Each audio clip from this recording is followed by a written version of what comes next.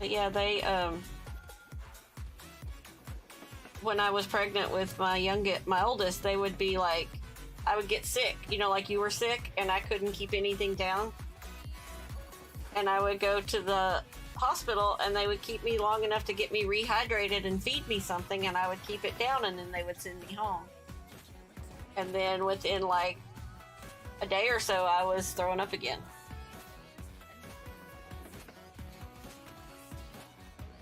So like the last month that I was pregnant, I was in the hospital 4 times.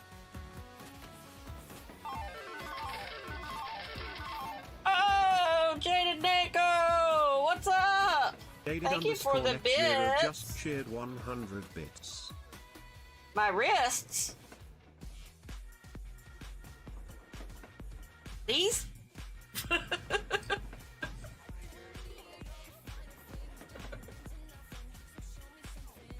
I'm glad that they took you seriously and kept you. Yeah, thank you. I just saw that. How are you, Jaded? How have you been?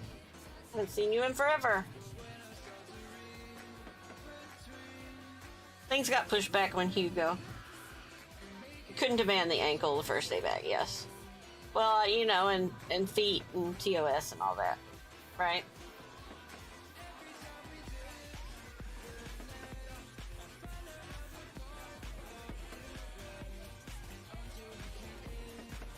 You had a hysterectomy.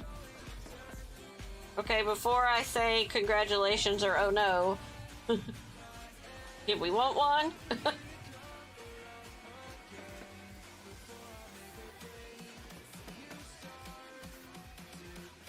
All the thumbs up. All right. Congrats. I want one. I mean, there's...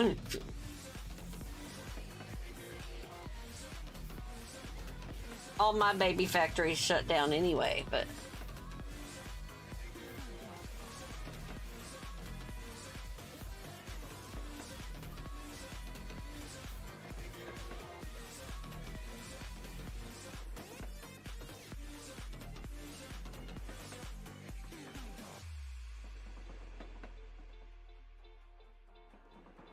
Went to your ex drove me home and opened up every knife hole. I'll have to... Oh! Yuck.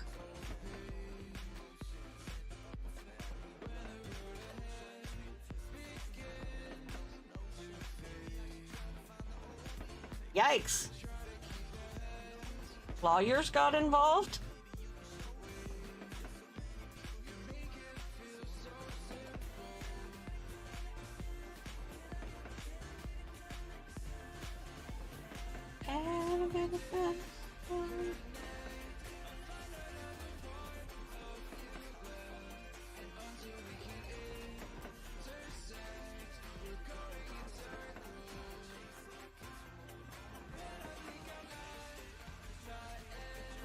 Oh, wow.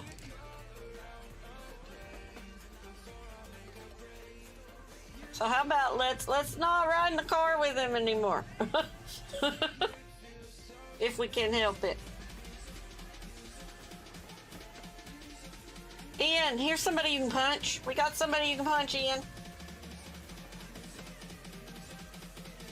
Oops. Go read what Jaded wrote. You can punch Jaded's ex. We found you somebody to punch.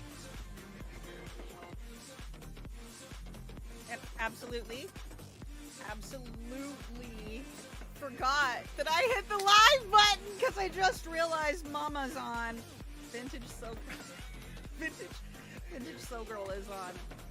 Oops. Shit. Hi. Welcome in. Welcome in.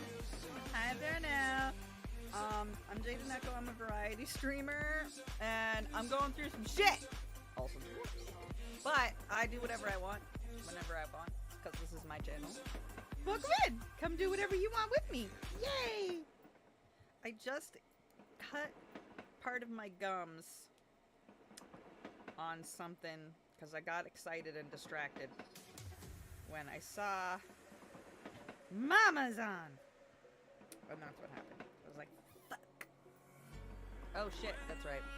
If only I had a mod that could turn that off. Oh, wait, I do. But she's drunk. Oh, my belly hurts. Oh. Okay, don't make me giggle because it hurts.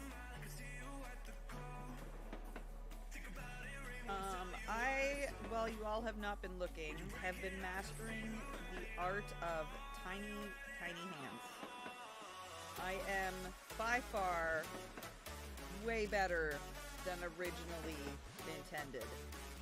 I can eat yogurt with my tiny hands and hold my vape and flip people off and anyway, I got very distracted. I forgot I went live and then I started talking on vintage. It's a party, alright! Show love one, show love one, show love one, show love one, show love one. Rico 1 Nico cheered 5 bits. Hello, motherfucker. No, I don't need you to show me. I'm good, I believe you. I believe there are clean panties on your butt. When you're done your chitties, please wash your hands. Alice is eating straight up the legit AF Canadian ketchup chips. You have not had them unless you have had these specific Old Dutch ketchup chips. If they did not come in a box, the box in a box, it's a box, it's white, and it says Old Dutch. And if it did not come in that box with 2 bags inside, then you are not eating what I am talking about. The legit OG ketchup chips, Old Dutch. And I don't like any of their other chips at all. But the Old Dutch ketchup chips are the legit OG ketchup chips. It's this bitch and bitch. Yeah, that's right. Okay.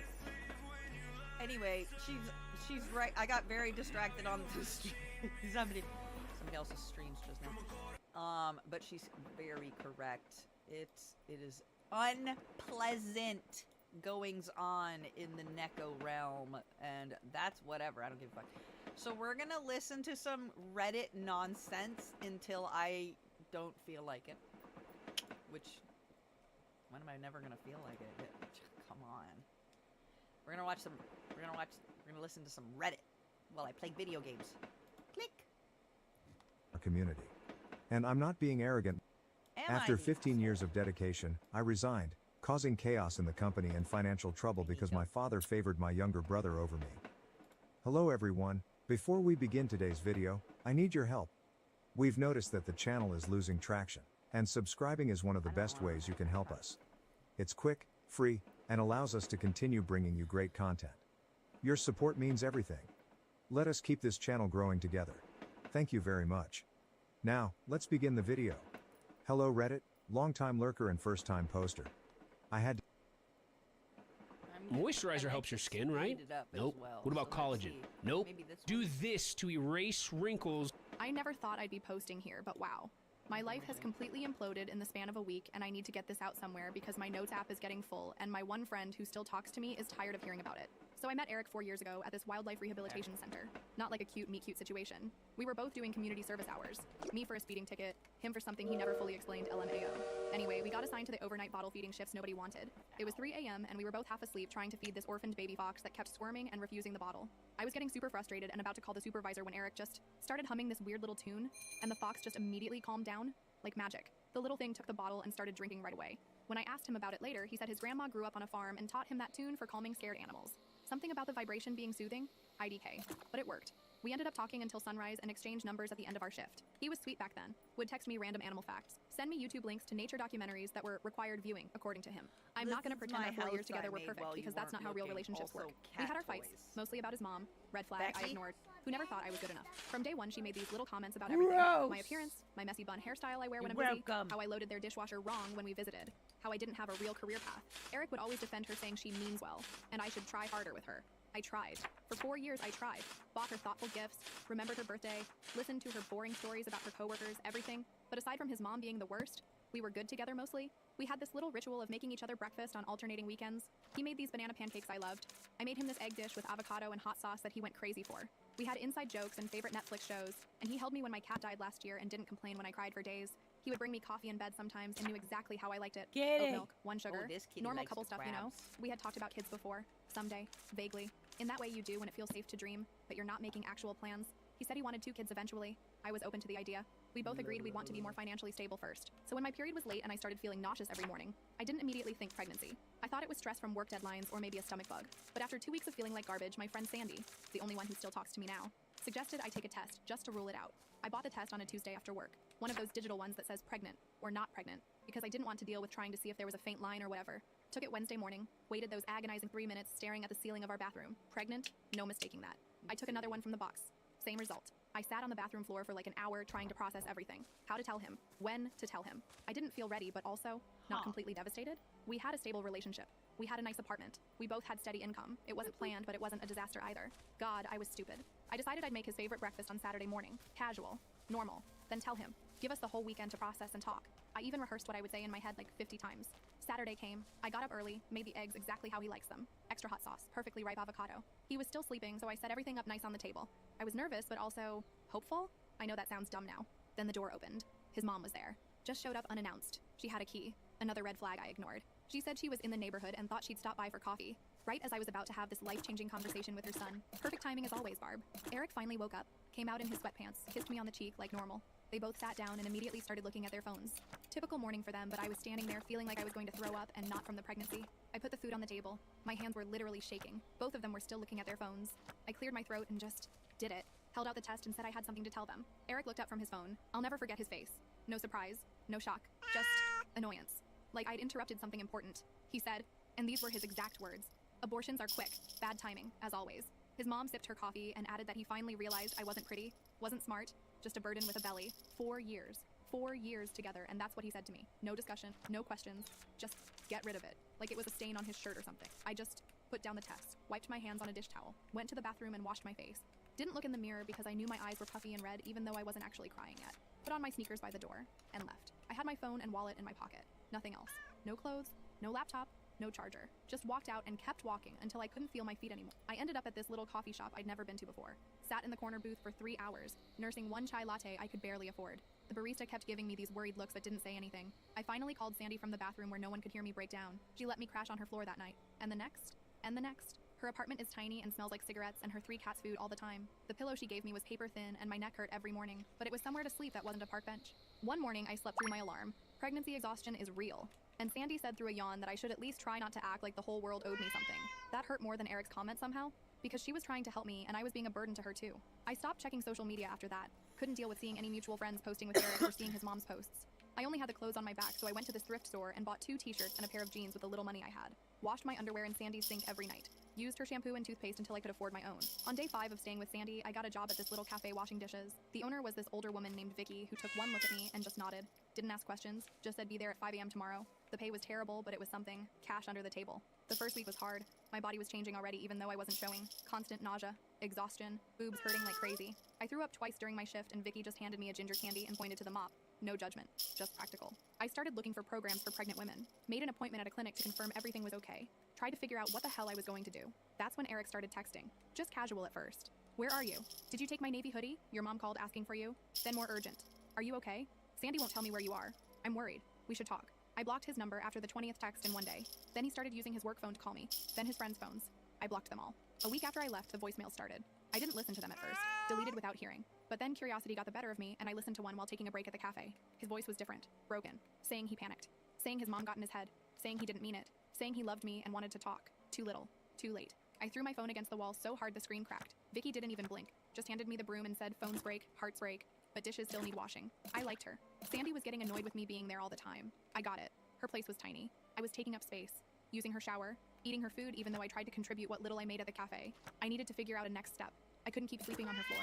Couldn't keep washing dishes forever. Couldn't keep ignoring the fact that I was pregnant and alone and had nothing. One night after a particularly long shift, I came back to Sandy's to find Eric sitting on her couch. She looked guilty. He looked desperate. I turned around and walked right back out. Heard him calling my name as I ran down the stairs. Heard him following me. Ran until I couldn't anymore. Ended up sitting in a 24-hour laundromat until morning, watching people fold their clothes and check their phones and live their normal lives while mine was falling apart. That's where I am now. Still staying at Sandy's but looking for somewhere else. Still working at the cafe. Still pregnant. Still getting messages from Eric through every possible channel. He even sent flowers to the cafe yesterday. Vicky put them directly in the trash. I don't know what happens next. I don't have some master revenge plan. I'm just trying to survive day by day. But I do know one thing. I'm never going back. Not to Eric. Not to that apartment. Not to that life where I was always trying to be good enough for people. Hello, motherfucker. I'll update if anything changes. Thanks for reading if you made it this far. Update. Hey, it's me again. The pregnant girl sleeping on her friend's floor. Thanks for all the support on my last post. Did not expect that many people to care about my dumpster fire of a life LMAO. So I spent that whole night in the laundromat. Watched 4 different people come in with their baskets, do their laundry, and leave. This one older guy kept looking at me like he was trying to figure out if I was homeless or just really dedicated to having clean clothes at 3 a.m. By morning, my back was killing me from sitting in those plastic chairs, and I hadn't slept at all. I finally worked up the courage to go back to Sandy's around 7, hoping Eric would be gone. He was, but Sandy wasn't happy. She was standing in her tiny kitchen with her arms crossed and this look on her face I hadn't seen before. "You betrayed my trust," she said. "I told Eric you weren't staying here, and then you showed up and made me look like a liar. I tried to explain that I didn't know he would be there, that I would never have come back if I knew, but she just kept shaking her head. I guess from her perspective, it looked like I was using her place as some dramatic backdrop for my relationship drama. The thing is, she wasn't entirely wrong. I was using her place. I was dragging her into my mess. I just didn't have anywhere else to go. She didn't kick me out right then, but she made it clear I needed to figure something out soon, like yesterday soon. I nodded and promised I would. Then I went to work at the cafe with my unwashed face and yesterday's clothes because I was too embarrassed to ask to use her shower. When I got to the cafe, Vicky took one look at me and pointed to the employee bathroom. There was a clean towel and a travel-size shampoo on the sink. I didn't cry then, but it was close. Just washed up as best I could and got to work. That day was when I finally called my mom. Hadn't spoken to her in months. We've never been close. She's always been the "I told you so" type, and I've always been the disappointment. Last time we talked was Christmas when she spent 20 minutes explaining how my cousin Jen, her favorite, had just bought a house and was really making something of herself. Anyway, I called her from the cafe's back alley during my break, told her everything in one rushed breath before she could interrupt. There was this long silence, and I thought maybe she'd hung up. Then she sighed. That deep, disappointed sigh I've heard my whole life, and said this was the same as always. Me being in trouble and needing bailouts. Said she wasn't surprised Eric left me. He didn't. I left him, but whatever. Because I never think things through. I almost hung up. Almost. But I was desperate. So I swallowed my pride and asked if I could stay with her and Dad for a while. Just until I figured things out. Another silence. Then she said she'd have to talk to Dad. She'd call me back. She didn't call back that day. Or the next. On the 3rd day, I got a text saying they discussed it and didn't think it would be healthy for anyone if I moved in. But she could help with groceries sometimes if I really needed it. Great. So much for family. Meanwhile, things with Sandy were getting worse. Her patience was wearing thin. I was trying so hard to be invisible. Barely using the bathroom, eating the cheapest food I could find, staying at the cafe as long as possible. But there's only so invisible you can be in a studio apartment. Then I got sick. Like, really sick. Not just normal morning sickness, but full on couldn't keep anything down sick. Ended up sitting on Sandy's bathroom floor all night, alternating between throwing up and crying quietly so I wouldn't wake her up. In the morning, she found me still there, pale and shaky, and something in her softened a little. She called Vicky for me and said I couldn't come in. Then she made me this weird tea her grandmother used to make for nausea and sat with me while I sipped it. I don't think I'm cut out for this, I told her. The whole mom thing. I can barely take care of myself. Sandy gave me this look. Not pity, something else. Said nobody is cut out for parenthood. Everyone just figures it out as they go. Even the people who look like they have their shit together are just faking it until they figure it out. That was the first genuinely nice conversation we'd had in days. The sickness lasted almost a week. I lost weight I couldn't afford to lose. Vicky kept my job, but I wasn't getting paid while not working. So my tiny savings disappeared on ginger ale and crackers. One night when I was feeling a little better, Sandy sat down across from me on the floor where I was scrolling through YouTube videos about pregnancy. She had this determined look on her face. "We need to figure some things out," she said. "We both know you can't stay here indefinitely, but you also can't be homeless while pregnant. So let's make a plan." She pulled out her laptop and we started Googling resources for pregnant women. Shelters, government assistance, healthcare options. I'd been avoiding this part, the part where I admit I need serious help. But Sandy was right. I needed a plan. We found a women's shelter across town that had a program specifically for pregnant women. They had a 6-week maximum stay but could help connect residents with long-term housing options and benefits. It wasn't ideal, but it was something. I called the next morning. They had a spot opening in 3 days. I took it. Those 3 days were a flurry of activity.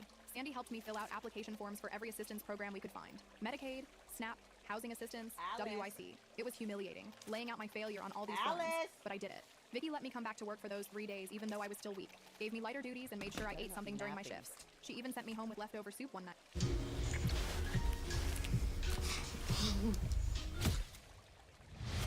This would be even better than Pink Sunset Italic.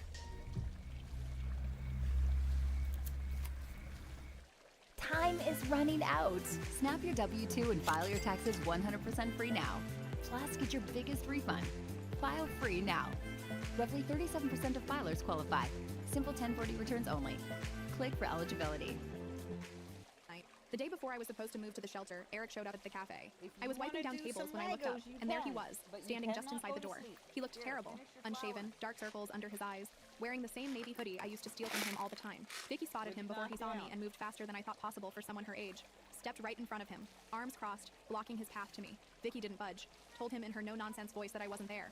He called out again, said he just wanted to talk, said he'd been looking everywhere for me, said he was sorry. Sorry didn't change anything. I slipped into the back room while Vicky kept blocking him, heard her threatening to call the police if he didn't leave, heard the bell over the door jingle as he finally gave up. When she came to check on me, I was sitting on a crate of napkins trying to breathe normally. She didn't say anything about what happened, just handed me a broom and said the front needed sweeping. That night, I went back to Sandy's for my last night on her floor.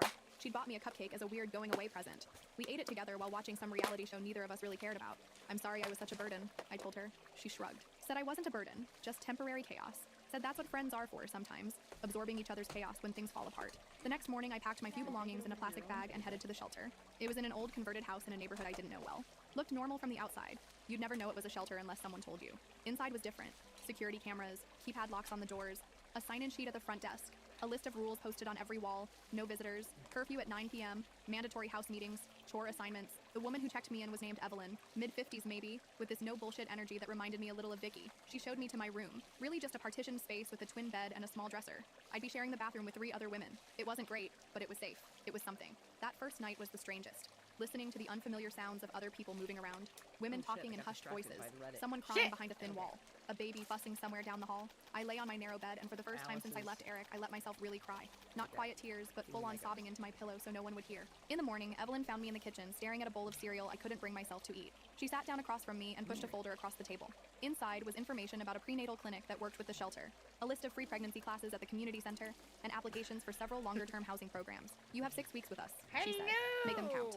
I did try. Went to the clinic for my first real prenatal appointment. Saw my baby on an ultrasound for the first time. This tiny bean-shaped thing with a fluttering heartbeat. 10 weeks along, the doctor said. Everything looked normal. I got a part-time job at a grocery store stocking shelves before the store opened. It paid better than the cafe, but the hours were brutal. 4 a.m. to 8 a.m. Between that and still working at the cafe some days, I was exhausted all the time. But I was saving money, little by little. Eric kept trying to find me, sent messages through mutual friends, even showed up at the grocery store one morning. Must have asked around to figure out where I was working. I hid in the back room until my manager told him to leave. One night, about 2 weeks into my shelter stay, my phone lit up with a call from my mom. Weird because she never calls, just texts occasionally. I almost didn't answer, but something told me I should. She was calling because she'd run into Barb, Eric's mom, at the store. Barb had told her some twisted version of what happened, that I tricked Eric by getting pregnant on purpose, that I disappeared with his child and was trying to punish him, that she and Eric were heartbroken and just wanted to make things right. My mom actually seemed unsure who to believe, asked me if that's what really happened, like I would lie about something like that. I told her exactly what Eric and Barb had said that morning in the kitchen, word for word, told her how I'd just walked out, told her where I was staying now, told her I was working 2 jobs and trying to figure out how to not be homeless when this baby came. There was a long pause.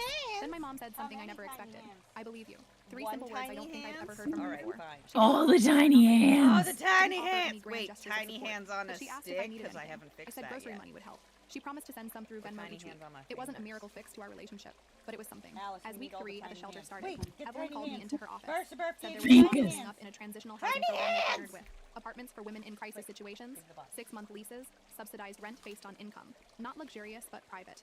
Safe. I could stay there until well after the baby was born. I filled out the application that day. Interviewed 2 days later. Tried not to get my hopes up. Meanwhile, the shelter was wearing on me. The lack of privacy, the constant noise, the rigid rules. One woman got kicked out for missing curfew twice, another for having her boyfriend over. The stress of knowing I only had a few weeks before I could end up truly homeless was always there. I was 16 weeks pregnant. I don't know if I starting have to show enough, had to buy bigger clothes at the I'll thrift try. store. My back hurt constantly. My feet swelled if I stood too long. Morning sickness had mostly passed, but now I was hungry all the time and could barely afford to feed myself properly. One day at the grocery store job, I almost passed out while lifting a case of water. My manager saw me wobble and rushed over, made me sit down, brought me juice, asked if I was okay. I wasn't okay. I was exhausted and scared and so alone. He sent me home early that day. I didn't want to go back to the shelter yet, so I went to a park and sat on a bench, watching kids play on the swings while their parents scrolled through their phones nearby. In a few months, that would be me, a mom. The thought terrified me. My phone buzzed. Unknown number. I almost ignored it, but answered at the last second. It was Eric. I should have hung up. I always wanted a brother. I still could have blocked the number. But I was tired and sad, and part of me wanted to hear what he had to say. He started with, "I've been in therapy." Said his mom had been poisoning him against me for years. Said when I showed him the test, he panicked. Said he'd been looking for me everywhere to apologize, to make it right. I let him talk. Didn't say anything. Just listened as he poured out apologies and explanations and promises. When he finally ran out of words, I asked him one question. "Did you really mean what you said that morning?" He was quiet for a moment. Then he said something surprising. Yes, in that moment, I did mean it. I was scared and selfish, and I meant it. But I was wrong. So wrong. At least he was honest. I told him I appreciated the honesty, but it didn't change anything. Told him I was building a new life without him. Told him I'd contact him when I was ready. But until then, he needed to stop looking for me. He started to argue, but I cut him off. Said if he really respected me, if he really was sorry, he would give me the space I was asking for. There was a long pause. Then he agreed. Asked if I would at least let him know when the baby was born. I said I would think about it. Then I hung up. The next day I got the call. I'd been accepted to the transitional housing program. Could move in next week. My own tiny studio apartment. Not much, but mine. Somewhere safe to bring my baby home to. I called Sandy first with the news. She cheered so loud I had to hold the phone away from my ear. Then I called Vicky, who just said good about time in her gruff way. Then, surprising myself, I called my mom. She didn't cheer, but she did say she was glad. Asked if I needed help moving. I said no, but thanks for offering. The night before I was set to move, one of the other women at the shelter, this quiet girl named Skylar who was there escaping an abusive boyfriend, knocked on my partition. She handed me a small gift bag with tissue paper sticking out the top. I opened it to find a tiny yellow onesie with ducks on it. The first thing anyone had given me for the baby. I started crying, stupid pregnancy hormones, and she awkwardly patted my Kitty shoulder before Cat retreating. The TTV next raided morning I your packed up channel my with 8 now viewers. including one duck onesie, and waited for Evelyn to drive me to my new place. As I sat on my shelter bed for the last time, I realized something. I'd survived the past month. Not thrived, not conquered, just survived. But sometimes that's enough. The apartment was tiny. One room with a kitchenette in the corner, a bathroom barely big enough to turn around in, windows facing a brick wall, but it had a door that locked. I'm a bed variety that was mine, streamer. a small table where I could eat without I sharing do space with whatever strangers. I feel like. Evelyn helped I'm me an get old settled, lady that explained the does rules, whatever. still some, but fewer than the shelter. Right now Gave it's me a welcome tiny basket with toilet hands, paper and dish soap and other and basics. Alice Then is she left, doing and I Lego. was alone. I sat on my bed and started making a Listening list of to everything I Reddit. needed to do Oh, next. wait, I should turn- Find a doctor closer to my new place. I might Look turn for my a better microphone job. up. Get a Hang crib on, somewhere. hang on, hang Be on, safe hang for on, me. hang on, hang Figure on. out Can you childcare. hear me now? But Okay, it's how's so that? boring. That better? Wasn't on the Okay. first floor either. Hi, Wasn't welcome in in. a shelter with a couch out front. 6 months of stability to figure out the next step. I do miss. My phone buzzed with a text from my mom. She sent $400 through Venmo with a note, for whatever you need, more than she'd ever given me at once. Maybe people can surprise you sometimes. I'll update again when there's more to tell. Thanks for listening, internet strangers. Somehow it helps knowing someone out there is reading this. Final update. Hey, internet strangers. It's been a minute. Like 4 months of minutes, actually. A lot has happened since my last update, and it's 2 a.m. and I can't sleep. Shocking. So here I am typing this one-handed while my daughter sleeps on my chest. Yep, I had a baby. Still feels weird to type that, but I'm getting ahead of myself. So when I left off last time, I had just moved into the transitional housing apartment.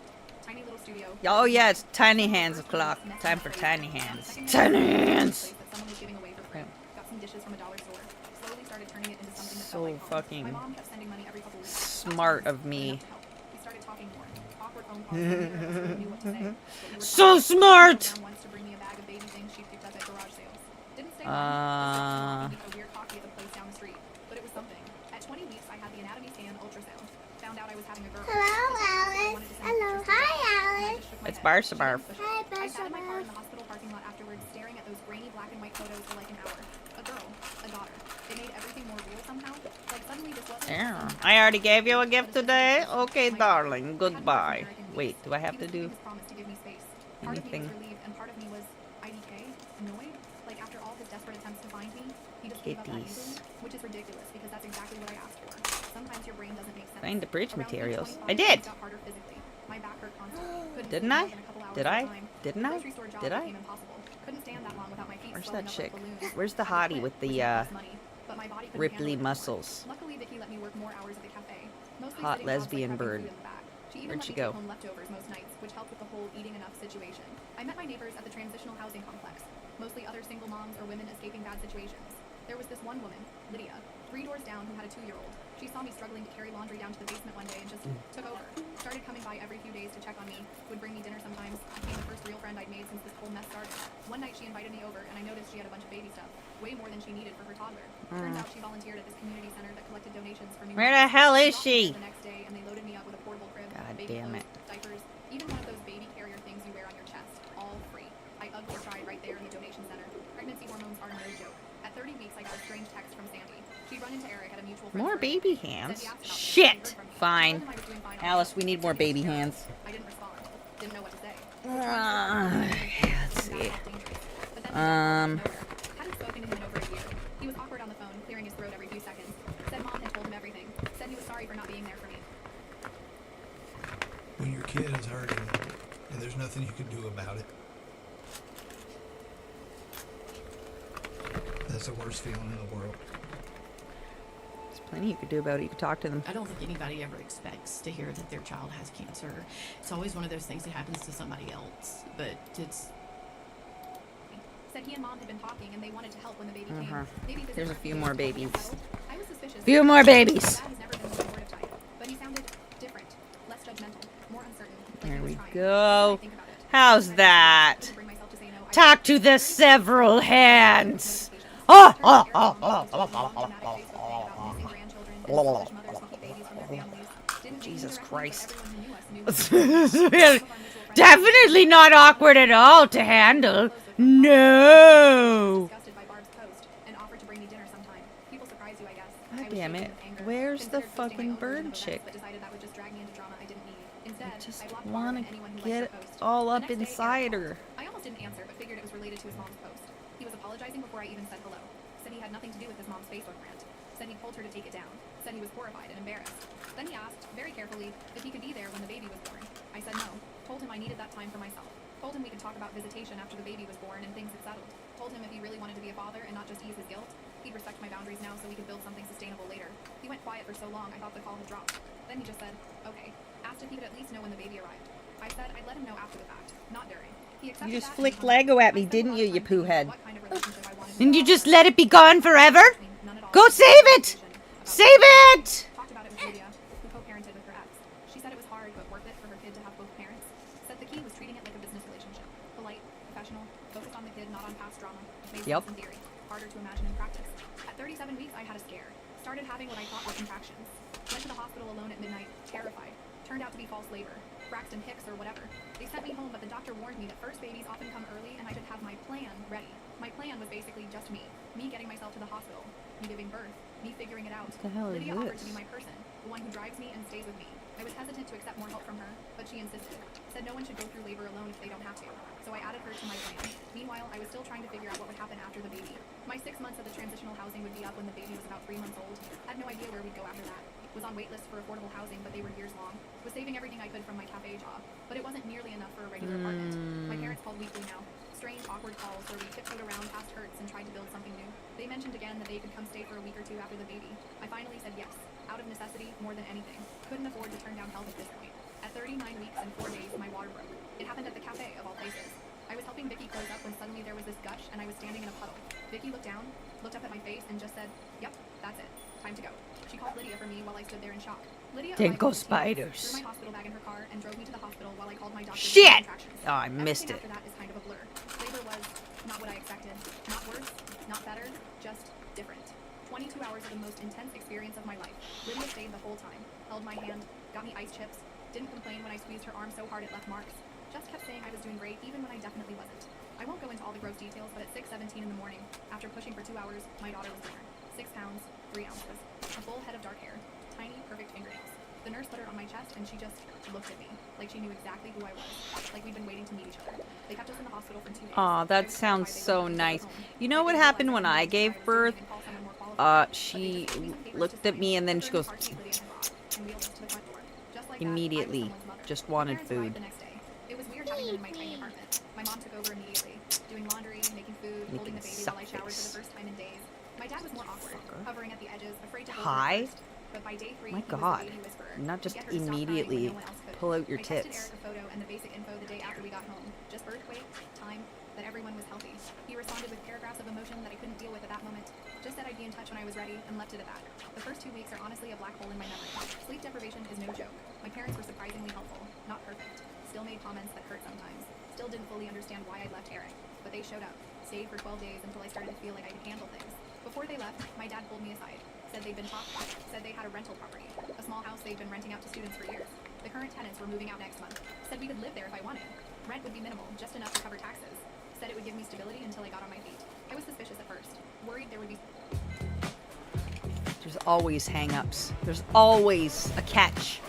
Always. There's always a catch. Don't believe it. There's always a catch. There's always a catch. I have always said that I'm gonna get my degree one day. And strings attached. But he seemed genuine. Said becoming a grandfather had made him realize how much he'd failed as a father. Said this was a chance to do better. So I said yes. We'd moved when my daughter was about 2 months old. It wasn't ideal. The house was in my hometown, 3 hours away from the life I'd started building. Would mean finding new doctors, new support systems, but it would mean stability. Wrong way. Space for her to grow. Those first weeks were the hardest of my life. Breastfeeding was a nightmare. Painful, frustrating, never enough milk. I switched to formula by week. Oh, I had too much milk. It hurt. Stop torturing myself. Sleep didn't exist. My daughter had her days and nights mixed up. would sleep peacefully all day, then scream from midnight to 5 a.m. I watched every episode of everything on Netflix while pacing my tiny apartment with her, bouncing, singing, pleading. At 4 weeks, I finally let Eric meet her. We met at a coffee shop, neutral territory. I got there early, claimed a corner table, waited nervously. He walked in and his face just transformed when he saw her. Sat down carefully across from us like he was afraid we might disappear. He asked if he could hold her. I hesitated but handed her over, showing him how to support her head. He held her so carefully, just staring at her face like he was memorizing every detail. We talked awkwardly over her sleeping form, about what happens next, about expectations and boundaries, about his mother, who he'd apparently been fighting with constantly since her Facebook post, about what kind of father he wanted to be. I told him about moving to my parents' rental house. Are you playing with this Then sausage? asked if he could visit regularly. Said he would drive the 3 hours, whatever it took. Said he didn't expect us to get back together, but wanted to be present for his daughter. It was the most mature conversation we'd ever had. We worked out a temporary schedule. He would visit every other weekend for a few hours each day. Once she was older and I was more comfortable, we could discuss overnights. He seemed grateful for even that much. When I told him her full name, Lily Grace, no middle name, he got teary. Didn't push for his last name to be included. Just said it was perfect. At 6 weeks, Vicky threw me a surprise goodbye party at the cafe. Just a small thing with the regular customers. I don't want it! An envelope with cash they'd all collected. Enough to buy a real crib for the new house. I ugly cried again. Lydia helped me back at the apartment. It didn't take long. Still didn't have much. We become close over the months, texting daily, sharing the nightmare stories of early motherhood. She promised to visit once we were settled. I hoped she meant it. The day before we left, I took Lily for a walk around the neighborhood. Stopped by the shelter where I'd stayed those desperate weeks. Evelyn was still there. Welcomed me with a rare hug when she saw the baby. Told me she was proud of me. Those words meant more than she No, could. that's the My parents came with a rented van. We loaded up my meager belongings, strapped Lily into her car seat, and drove away from the place where I'd rebuilt myself from nothing. The rental house was small. 2 bedrooms, 1 bath, outdated kitchen. But after months in a studio See if I can apartment, catch it. was enormous. Had a tiny fenced backyard with an old maple tree, quiet street, neighbors who smiled and brought over cookies. It's been 2 months since we moved. Lily is 4 months old now. Rolling over, grabbing things, smiling this gummy smile that makes everything worth it. Eric visits like he promised. Brings diapers and formula, not just toys. Sits on the floor and talks to her while she kicks and coos. Leaves when I say it's time without argument. His mom tried to force her way into a visit once. Showed up behind him at the door unannounced. I refused to let her in. Told Eric he Yes! Got it! Oh, it's the bass! It's not perfect. That's not fancy. Still cry in the shower sometimes from exhaustion. Still wonder if I'm doing any of this right. But when I look at Lily, at this tiny person who exists because I chose not to give up, I know one thing for certain. Walking out that door 8 months ago was the hardest and best decision I've ever made. Don't know what the future holds. But for now, we're okay. Me and Lily. Figuring it out one day at a time. I'll update Come on, you weird little Thanks for pecker. listening, kind strangers. Your support is more than you know.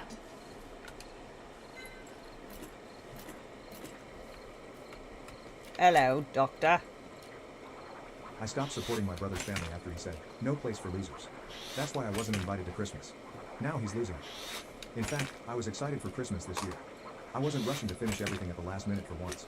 I had purchased gifts for my parents, my brother Jacob, his wife Kelly, and their children before the first week of December. I even purchased extra presents in case there were any unannounced visitors. I have no idea why, but I had the impression that this year would be successful. I was really taken aback when my mom opened the door and said, "We don't want you here this year." As I was standing on my parents' front porch holding a bag of wrapped gifts in each hand. Oh, that's nice. At first, I Mine assumed it was a waited strange until joke. I was done I began cooking to and chuckle, cleaning but Jacob's first, voice interrupted me and from then behind. told me to get His out. words, "This is no place for losers. You're really starting to wear on all of us." I simply stood there and gazed at her. My dad was in the background, staring nervously everywhere except at me without saying a word. Despite her uneasy appearance, my mother didn't retreat. And Jacob was utterly arrogant. I had a flurry of feelings, including humiliation, rage, and perplexity. However, I managed to remain composed. "Fine, if that's how you feel," I said, nodding, and then I made my way back in the car. Something inside of me changed as I sat in the driveway and gazed at the bags of gifts in the passenger seat. No place for losers? Tired of me? From where did this originate? I suspected Jacob was responsible, but I was unable to determine why. Over the years, I had shown him and his family nothing but generosity. I had paid for his children's summer camp tuition, school supplies, and even his mortgage when he needed it most. And now, suddenly, I wasn't invited to Christmas? What's your I deal, made Becky the decision Boo? not to go just yet. To gain some answers, I was heading back to the door. I returned after leaving the gifts in the car. As though they hadn't anticipated my return, my parents were still standing there, chatting in low voices. Jacob was pretending nothing had happened as he sat on the couch and browsed through his phone. I chose not to knock. "What's going on?" I said as I entered. "Why am I not welcome at Christmas? What did I do?" Without raising his eyes from his phone, Jacob smiled. "You really don't get it, do you? You've been slacking off lately. The kids have barely gotten anything from you this year." Stunned, I gazed at him. "What are you talking about? I've spent hundreds on presents for your kids. They have more presents in the car than anyone else. Last year, you did more. This year, it's like you don't care. It's embarrassing for us, honestly," Jacob said, turning to face me at last. I looked to my parents, thinking they would say something, perhaps defend me or warn Jacob that he was acting inappropriate. Rather than that, my mother smiled awkwardly and remarked, "But you just bought a new car. You found money for it. I wasn't even sure how to react for a moment. The car is on credit, I stated, maintaining a steady tone. And even if it wasn't, how does buying a car suddenly make me responsible for Jacob's kids? They're not my responsibility. Jacob leaned back on the couch and declared, "You're the one who makes the most money," as though everything had been explained. "We're a family. Families help each other. You've always done that." His wife, Kelly, was sitting calmly The in the people corner that when I think glanced like that, right? Her I face was hot, came from a and she was looking family down like at her that. hands without saying Isn't anything. that gross? It was as though she wished Ooh, to death. listen to I that questioned kind of her. Is that the logic. reason? Always makes me Because I've been giggle generous because in the I past, came from an I'm now entire obligated to family do so of that. forever. And if I don't, I'm a loser. Jacob gave a shrug. If the shoe fits. For me, that was it. I shook my head and stepped back. I turned to face my parents and said, "You know what? You're right. I don't belong here." Turning to Jacob, I said, "Enjoy your Christmas. And good luck with those presents, because this loser is done financing your life." Without waiting for a response, I left. I gripped the wheel more tightly than I had to and drove silently home. I was unable to comprehend. baby. Was I the villain in this situation? For years, I had gone above and beyond for my family, always helping Jacob when he needed it and ensuring that his children never suffered because of his financial difficulties. And now I was a loser for not doing enough, in addition to being unwelcome at Christmas. I spent some time sitting in the driveway after I arrived home, staring at nothing. I felt sick to my stomach when I saw the bag of gifts that was still in the van. I had spent weeks choosing the ideal items, considering what my parents would value and what the children would enjoy. And for what? Ooh. No, I no, wasn't no. supposed to I be like the here. purple ones. It became more apparent to me as I gave it more thought. This went beyond Christmas and gifts. I had been too blind, or perhaps too willing, to notice that this had been developing for years. The fact was that Jacob had always relied on me. He and Kelly had a difficult financial beginning to their marriage. He struggled to maintain a consistent job, and Kelly's part-time job hardly provided for their basic needs. With the assumption that it would only be for a short time, a few hundred here, a few hundred there, I volunteered to help. Once, when they were in Do I danger have of the being right evicted, shit I for assisted with the rent. Later, Whatever. when their second child was born, I helped with childcare. A little while became years, however. Jacob always called me first when he was having a bad day. To be honest, I always said yes because I cared for his kids, not because I had to. I didn't want to see my brother and his family suffer, and I didn't want them to be without me. In retrospect, I saw that I had produced this dynamic. Jacob relied on me too easily because of me. It became entitlement somewhere along the line and ceased to be thankfulness. The Yup. final straw was being excluded from my own family's Christmas celebration tonight because I didn't do enough. I decided I was done when I woke up the following morning with more clarity. Don't help Jacob any longer. No more incessant presents to compensate for his inefficiency. He could decide for himself if he wanted his children to have the items I had given him. Making the choice wasn't simple. Not only would I lose my brother's financial support, but I would also jeopardize my connection with him, his kids, and possibly even my parents. Nyan butt However, scratch. I couldn't continue to be treated more like an ATM than a brother and son. They didn't contact me, and I didn't contact anyone. Perhaps they received the message. Yeah, this I thought. stuff. I like this However, stuff better. I should have known Jacob wouldn't take it so lightly. New Year's Eve was spent in complete silence. No texts, no phone calls, Good. nothing. Great A. My parents, Jacob, and even Kelly didn't get back to me. I was all alone over the holidays for the first time in years. Although I didn't anticipate them contacting me, it was an odd sensation when midnight passed and my phone was still silent. I'll admit that I considered phoning, but every time I did, I thought of Jacob's sneer in his Pretty. statement, "No place for losers." I had been the one keeping things together for years, and they had the gall to treat me as though I were disposable. I have that Number I all would in give the them purple. distance if that was what they desired. I started to notice a change by the middle of January.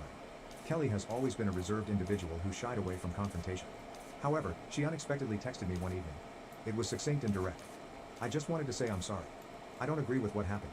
Jacob won't hear it from me, but I thought you should know." Unsure of how to react, I sat for a while looking at my phone. The fact that someone in the Kinda family like this recognized shelf. things for what they were was comforting, on the one hand.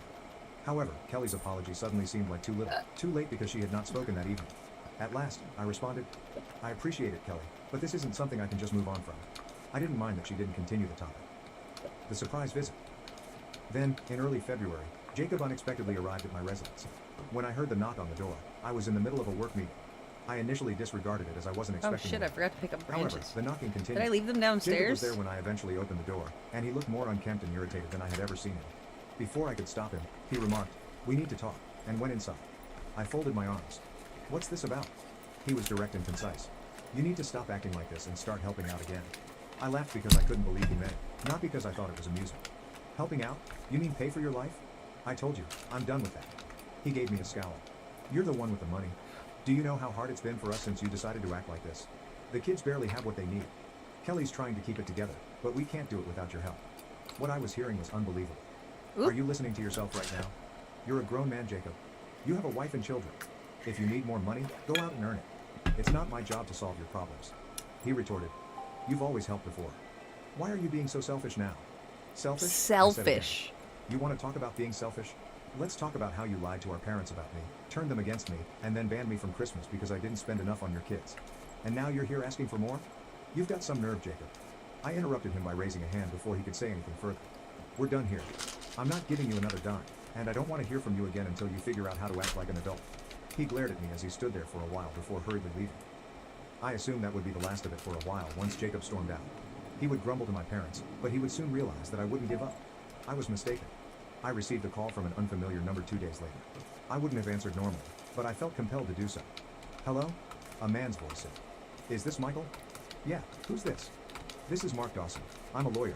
I represent a client who has recently expressed concern about certain financial matters involving your family. Do you have a moment to discuss them? I went cold. An attorney? What are the financial issues? In an unduly courteous tone, he stated, I can't go into detail over the phone, but it involves financial contributions you've made to your brother Jacob and his family. Specifically, your use of those contributions. Would you be willing to come to my office for a discussion? I was at a loss for words. There were a lot of options in my head, but none of them were good. Had Jacob borrowed money under my name? Was he up to no good with my information? Or was this a last-ditch effort to scare me into handing him money once more? Who's your client? I inquired at last. There was a moment's silence. I'm afraid I can't disclose that right now, but I assure you, this is not a lawsuit against you. It's more of an investigation. I consented to a meeting against my better judgment. My curiosity overcame me, and I couldn't get rid of the impression that this was more than just Jacob being himself. The following day, I had no idea what to anticipate as I entered Mark Dawson's office. But he dropped a bombshell as soon as I sat down. He pushed a packet across the desk toward me and stated, Kelly is the client I'm representing. I was so surprised that I blinked. Kelly? Why would she need a lawyer? Mark studied me intently while folding his hands. She thinks Jacob's been using the money you've given him over the years inappropriately. She has reason to believe he's been hiding money, from her and from you. I felt sick to my stomach. Hiding money? What do you mean? Copies of bank statements, receipts, and what appeared to be screenshots of text messages were visible when he opened the folder. She suspects that Jacob has been taking your financial contributions and funneling them into a separate account. Based on what she found, he may have been using the money for gambling and other personal expenses instead of supporting his family. I gazed incredulously at the paperwork. You're saying all those times I helped him with bills, with his kids' school stuff, that money never went to them? No. Mark gave a serious nod. It seems that way. Oh, Kelly for discovered fuck's this sakes. recently and came to me because she didn't know what to do. She didn't want to involve you at first, but Hello? given the circumstances, she thought you should know. What I was hearing was unbelievable. All along, Hey there. I said hello. Okay. Hang on. I will suck you. What do you want me to suck? Who do I suck? Okay, so you guys suck each other. Absolutely. Okay, so Solemn, always be sucking me. I will Joshua- always be sucking you. Ways. Yeah, Jada gave us walkways. Just fucking bounce your ass to those pink little walkways. What's up, Your grandma struggling in one of them trampoline parks, just dying, flopping all over the place like traumatized fish, just like boop, boop, boop, boop.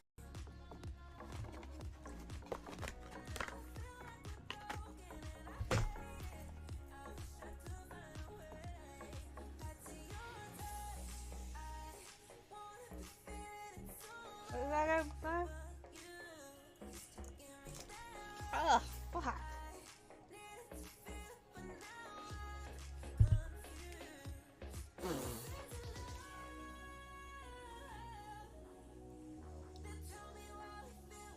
That was lovely. And welcome in. Hi friends, welcome in. It's Hey, me. girl. Hey, go, hey. Hey girl, hey. Just dying a little bit, y'all. Just don't worry about it. How do you always sounded like this and I didn't know until just fucking now? Elizabeth, sing to me so I can do things. I mean, what? I'm not jacking off to your voice. What? What? I would always, never do it on a Tuesday. It would have to be a Thursday at least. Whatever, my gorgeous wife, I love you. But else, oh, thither me, girl, thither me. Well, you said there's a two. It's Thither! Scissor! It's broom circle. It's broom circle. It's called broom circle.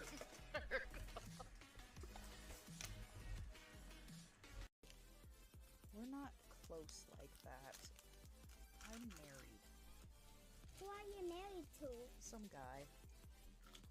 What guy? Mm.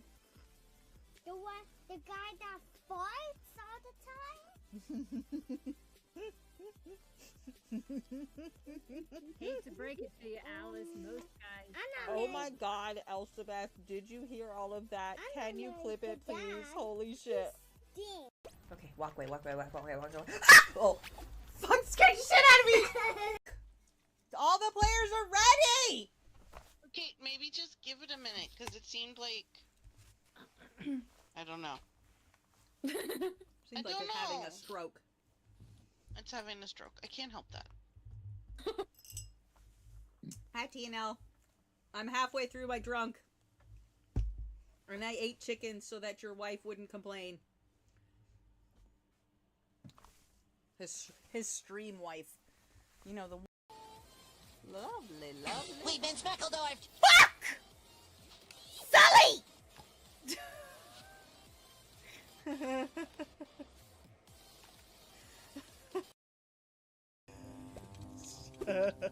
need a mandrake root! Got it! Focus! Put a green in. Fuck him. Stay with your heart! Excellent. Woo, woo, woo, woo. Stir with your heart! I thought she was gonna say stir it with your tit. Dude! Come here, let me push you off. Restart! Come here. Let me push you off for posterity. We're gonna restart, but you need to go die. Right now. Go in the fuck. Go die right now. Right now. You know what you did. Let's try to kill her. We need to kill her. Fuck everything. We're restarting anyway. Get fuck over here. Get the fuck over here. You're going in the drink.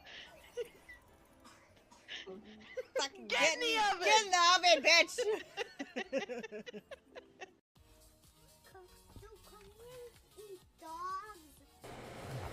Well, that was an entire ordeal. My goodness. Spicy. Okay, back to whatever we were doing. Jacob had been deceiving me by spending money I believed would benefit his family on unspecified expenses. For not recognizing it sooner, I wasn't sure if I should feel deceived, angry, or just foolish. My voice was strained as I questioned, "Does Kelly have proof? Take a look for yourself." Mark nodded and moved the folder closer to me. The proof, I looked over the papers. There were withdrawals from Jacob's account, significant amounts moving to a different account in his name, and transfers from my account to his, which corresponded with the times I had assisted him with emergencies. I observed transactions from that account, including visits to pricey dining establishments, internet gambling sites, and even a few hotel stays. Unbelievable. I shook my head and mumbled. And Kelly knew about this? She only recently discovered the second account, Mark clarified. She had suspicions for a while, but she didn't have access to his banking information. Until she stumbled across some bank statements he'd left out, she didn't have proof. That's when she contacted me. I tried to absorb everything as I sat back. Does she want me to do anything? Press charges or something? Mark gave a head shake. Not at this point. She's more focused on protecting herself and the children, but she thought you should know in case Jacob tries to manipulate you further. I laughed resentfully. Well, he already tried. He showed up at my house a few days ago demanding that I start helping again. Mark looked at me irritably. That goes along with what Kelly told me. It seems Jacob is feeling the pressure now that your financial support has stopped. He may be in even deeper trouble than Kelly knows. As I gazed at the folder, my thoughts were racing. A part of me wanted to go to Jacob's house and confront him, but I also knew that would only make him feel good because he had irritated me. I said, "What's Kelly up to?" instead. Mark paused before responding. She's considering her options. She wants to make sure she and the kids are safe, financially and otherwise.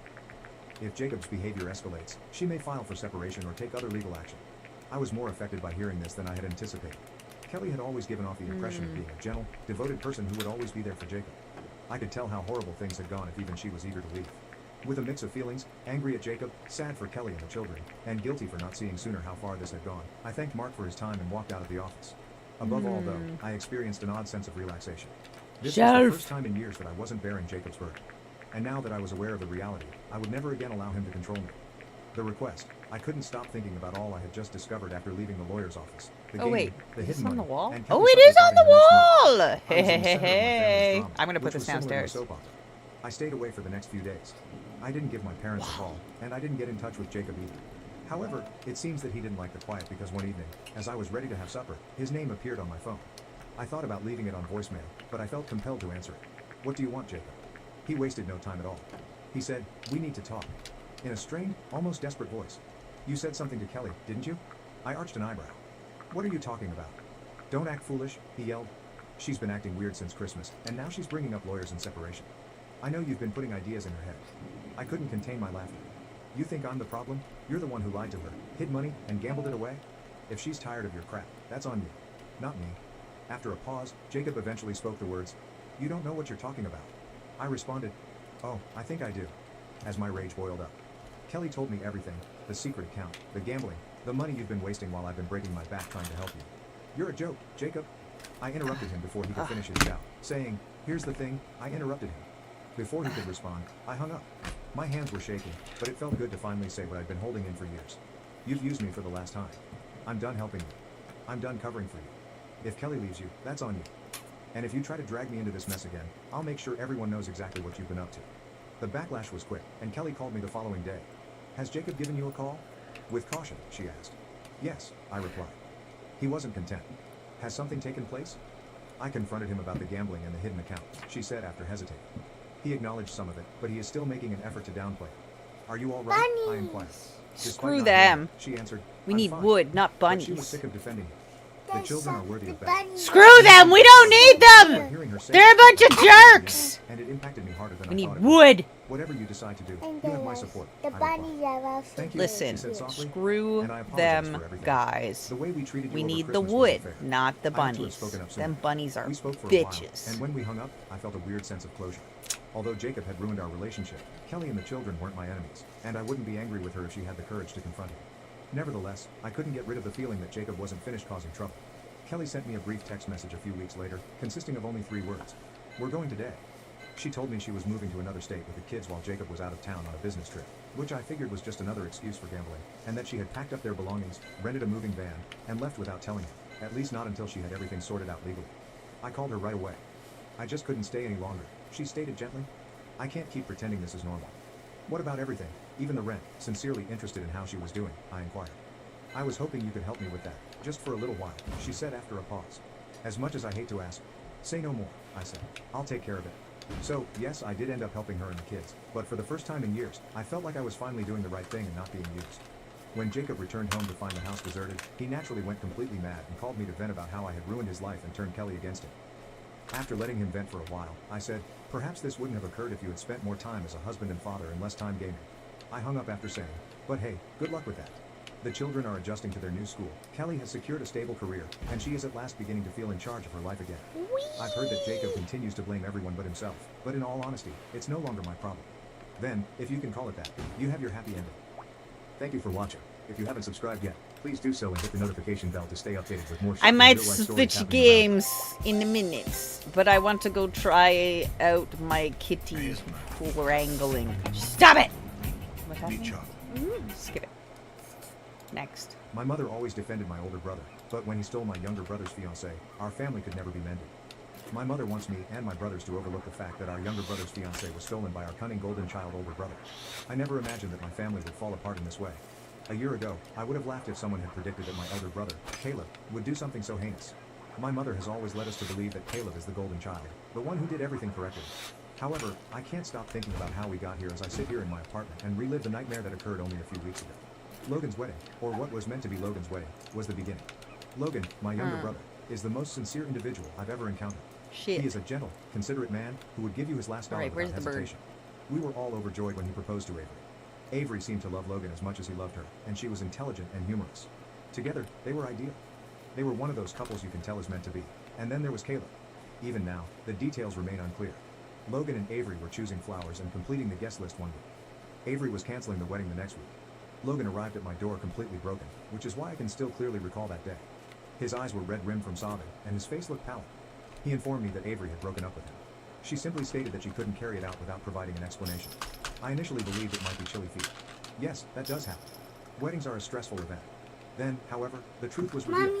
Avery and Caleb, missing who was supposed to be one Logan's petal best on man, this one. appeared at a family BBQ less than 3 Mommy, days later.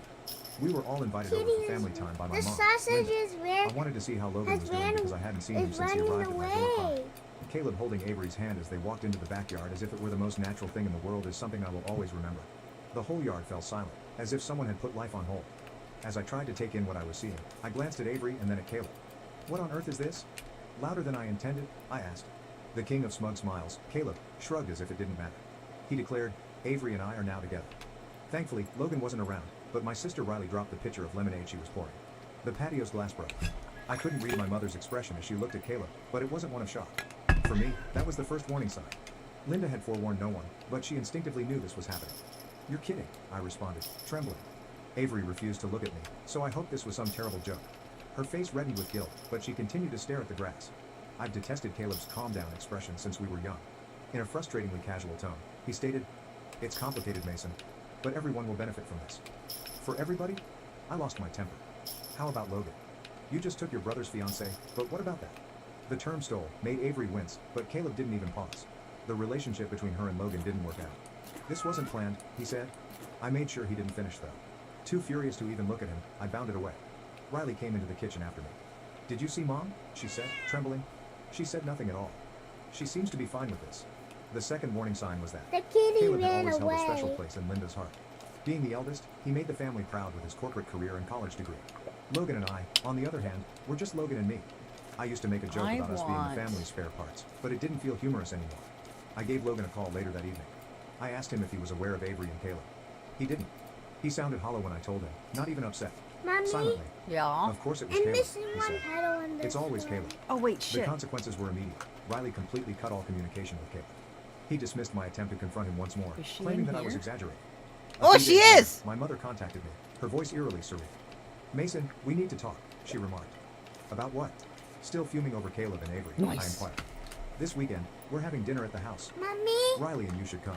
It's time to put this Excuse behind us. me, Mommy. I I'm believed I had missing one misheard. petal on this Move past this? You Logan was are? deceived by Avery. Is that one His of the heart was ones broken that by you it. flicked across the Additionally, Caleb- universe? She gently interrupted me, saying, I know it's hard. Did you but drop Caleb is still it, your brother. poopy head? Despite his error, he is now content.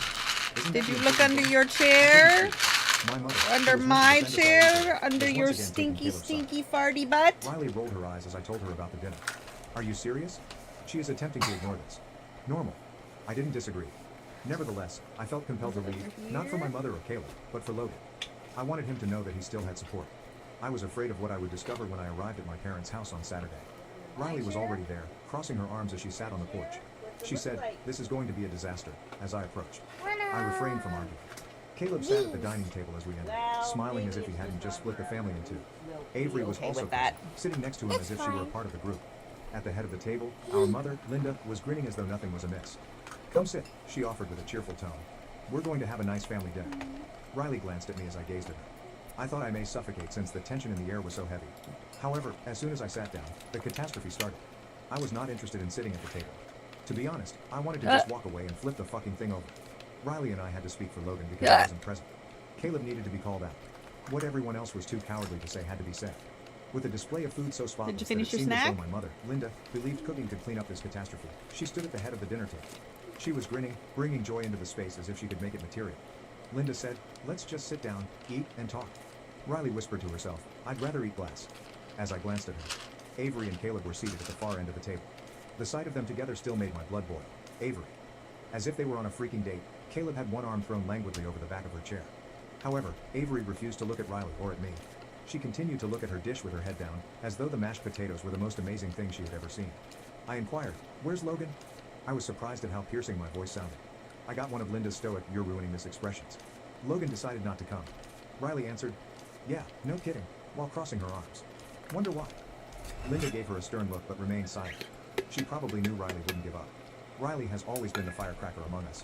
Even though she is only 2 years my junior, she has never shied away from speaking her mind, particularly when it comes to Caleb.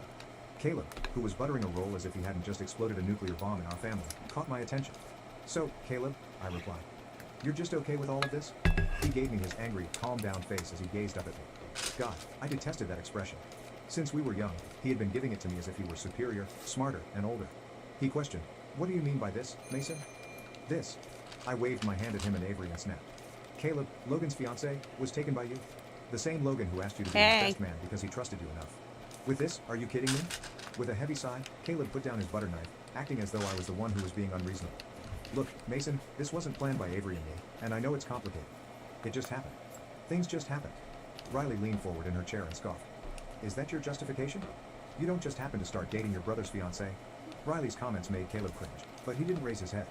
I was hoping she would stand up for herself and say something, but she just sat there and let Caleb speak. At last, displaying his aggravation, Caleb combed through his hair. I won't just sit here and watch the two of you attack us. I have been open and honest with Avery. Thank you. We're content together and don't require your blessing. Honest, I fired back. You believe your treatment of Logan was sincere? You lacked the courage to tell him directly. Avery had to inform him when she decided to call off the wedding. That's enough. Across the table, Linda's voice could be heard. Mom gave me that familiar scowl of disapproval, the same one Mom used to talk back to me when I was a child.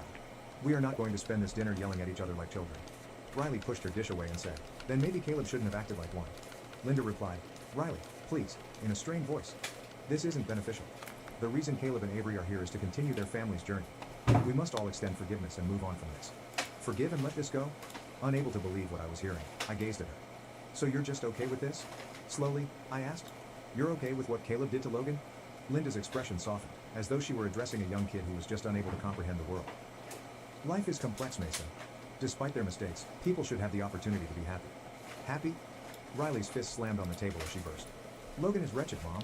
You're behaving as if none of this is important. You're here acting like a hostess like it's Thanksgiving dinner after Caleb made him feel embarrassed. With his chair scuffing the wooden floor, Caleb got to his feet. You know what? I don't have to sit here and have my home attacked. I've finished our talk. I yelled, sit down, in a low, menacing voice that even surprised me. I was so tired of Caleb walking away from everything. Responsibility, consequences. Logan, you don't get to walk in here with Avery like nothing happened and then act like we're the problem. At last, Avery raised her voice, it's but it was Reddit. tremulous and quiet. It wasn't supposed to happen like this. I turned to her, and so did Riley. I questioned, my rage mixed with incredulity. Then why did it? Avery seemed to be waiting for approval before speaking as she glanced at Caleb. She inhaled deeply when he remained silent. Caleb and I, we started talking months ago. At first, it was innocent, but she paused. He told me things about Logan. Things that made me doubt everything. What things? Asked Riley. Avery stumbled over her words. He said Logan didn't really love me, that he was just going through the motions because he felt like he had to settle down. Caleb ... I froze as everything came together. For months, Caleb had been sowing doubt in Avery's mind. That was his personality. Attractive, cunning, and self-centered. Riley responded, you've got to be kidding me, in a disgusted tone. You let Caleb convince you Logan didn't love you? Logan adored you, Avery. Everyone could see it. Avery winced, but Caleb moved ahead of her while speaking in a chilly tone. We're not going to sit here and let you two attack Avery. This conversation is over. Fine, I responded as I got to my feet. Then I guess I'll have this conversation with Logan instead. I'm sure he'll love hearing how his own brother was working behind the scenes to sabotage his relationship. Linda began. Mason, but I interrupted her. I turned and left, Riley following closely after me. Logan deserves better than this, Mom. And if you can't see that, then I don't know what to tell you. Riley released a breath that she had obviously been holding as soon as the front door closed behind us. She mumbled, unbelievable. Caleb's not even sorry. He believes his own lies. I didn't respond. What Avery had revealed about Caleb getting into her head and manipulating her emotions had my head spinning. This was no fortuitous romance. For some reason, Linda was ignoring the fact that Caleb had been planning this for months. Riley turned to face me as we entered her vehicle and said, we have to tell Logan. I know. Brush your teeth with the but I good don't teeth think this ends here." brush. And I was correct. It didn't. Riley's engine hummed through the peaceful ride to Logan's place. She remained silent, and I did too. The identical thought was running through both of our minds. How in the heck were we going to explain this to Logan? Avery calling off the wedding was one thing, but what about knowing that Caleb had been deceiving her for months? That seemed like a completely different animal. I kind of thought Logan wouldn't respond when we arrived at his house. There's With the exception go of to the hell to occasional bed text, owl he has list remained a family alarm. member since the split. However, the door slowly opened, revealing Logan staring at us with black circles under his eyes. He appeared slimmer, as if he hadn't eaten. He said, "Hey," in a low voice. "Didn't think I'd see you guys tonight." I said, "Can we come in?" After a moment of hesitation, Logan moved aside to allow us to enter. The flat appeared as worn out as he was. The curtains were drawn, his couch appeared to be his bed these days, and takeout containers were piled on the coffee table. Logan laughed without laughter when he saw that I was staring. "Yeah, I know it's a mess. Take a seat," he said, sweeping papers from the cushions and pointing to the couch. Logan remained standing, leaning against the wall with his arms Anything folded, else I while can Riley and I do? sat. He appeared protective, as though he was aware that we weren't just stopping by. "What's up?" he finally inquired. Go His to gaze darted between us. sleep. Riley didn't hold out. Our "Logan, we need to tell you something lips about Caleb." or we'll Logan stiffened as soon as she punch spoke Caleb's your name. stinky His eyes widened in his dark eyes. face. "I don't want to talk about him. I whispered. You need to hear this. It's about what really happened with Avery. Kiss me Her name goodnight, made I Logan love cry. you! I thought he was going to throw us out, but he sat down in the armchair across from us after letting out a trembling breath. Fine, he replied. Good night, I love Say you, whatever stinky came here to poopy say. face. I didn't mince words. Despite the pain, Logan deserved to know the truth. Avery told us tonight that Caleb had been talking to her for months. He told her things that made her believe you didn't really love her. At first, Logan's expression remained unchanged. He remained motionless as he gazed at me. He gently averted his gaze and squeezed his fists against his thighs, but I wasn't even positive he had heard me. He spoke the words. So Caleb convinced her to leave me, in a whispery tone. Manipulated her, said Riley again. He played with her head. Logan, she stated. She thought you were just settling for her because Caleb got in her ear. Logan gave a sour laugh, but it was devoid of humor. Of course he did. That's Caleb. He's always been good at taking things that don't belong to him. I was astonished by the hostility in his voice. Logan has consistently maintained our family's composure. Logan is the quiet anchor if Riley is the firework and I am the middle child who is always caught in the between. He is not angry. He simply becomes depressed. Now though, he now had an angry expression. He's done this before, Logan stated abruptly as he looked at the ground. Riley said, "What do you mean?" Logan's expression darkened as he looked up. "Do you honestly believe that this is the first time Caleb has taken anything that was rightfully mine? Do you recall my senior school soccer tryout?" Logan inquired. While attempting to piece things together, I scowled and said, "Yeah, you didn't make the team." "No, I did," Logan said with a sour smile. Caleb persuaded the coach that he would be a better option and that I was unreliable, even though I made the squad. It took me years to find out. While Caleb made varsity, I was dismissed. What? Riley's eyes widened. "Why didn't you say anything, Logan?" "Because nobody would have believed me," he shrugged, adding, "Caleb has always been the one. The golden boy is Caleb. Caleb is impervious to error." After hearing this, Hello, something clicked in my mind. Hey, yo, Caleb had been bitch. our mother's world for years. Sup? Charming, ambitious, and self-assured. Everything an ideal oldest son should be. However, now that the cracks were showing, it became clear that he didn't just take things because he wanted them. He did it to win, to show that he was superior to the rest of us. "Logan," I continued slowly, "what do you suppose caused him to do this to Avery now?" Logan gave me a dumbfounded look and said, "Because he could. I've always made Caleb envious. It's not over. What the He does a fuck? good job of hiding. Like he's taken everything else. I believe he decided to take away Avery after realizing how happy I was with her. Logan was right. Not terribly. Demonstrate that he was Just the best, regardless of who he injured along the way. There was a brief period of silence. Riley appeared to want to punch a wall, and I felt sick to my stomach.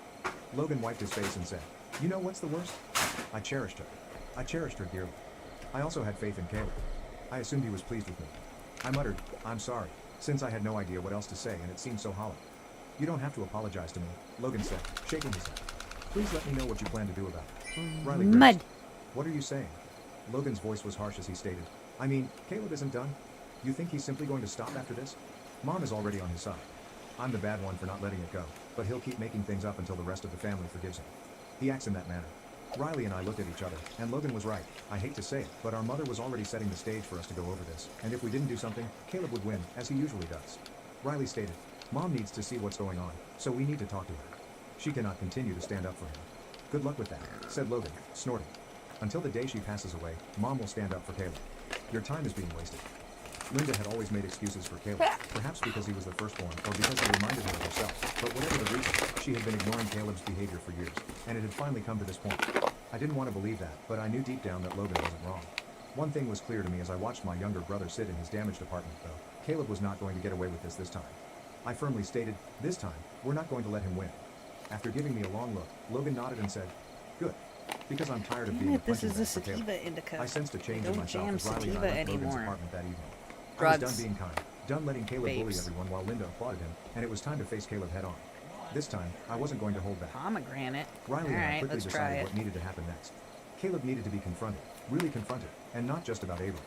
This was about everything that Caleb had been doing for years, including manipulating people, twisting circumstances, and making himself appear like the ideal son while ignoring the rest of us. Logan was correct. Caleb wouldn't stop unless he was forced to, and we were going to force him. When Riley and I unexpectedly arrived at our parents' house the following morning, Linda opened the door, looking astonished to see us and as though she had been up all night worried. To be honest, good. Her grin was forced. 'Mason, Riley,' she continued, 'what are you doing here?' 'We need to talk to Caleb,' I said as I walked into the living room, sweeping past her. Linda groaned deeply as she shut the door, and Riley trailed behind me. 'This again? Can't you just?' she asked, her voice already worn out. Riley interrupted, turning to stare at her saying, 'No, Mom. We can't.' 'Is Caleb present?' I inquired.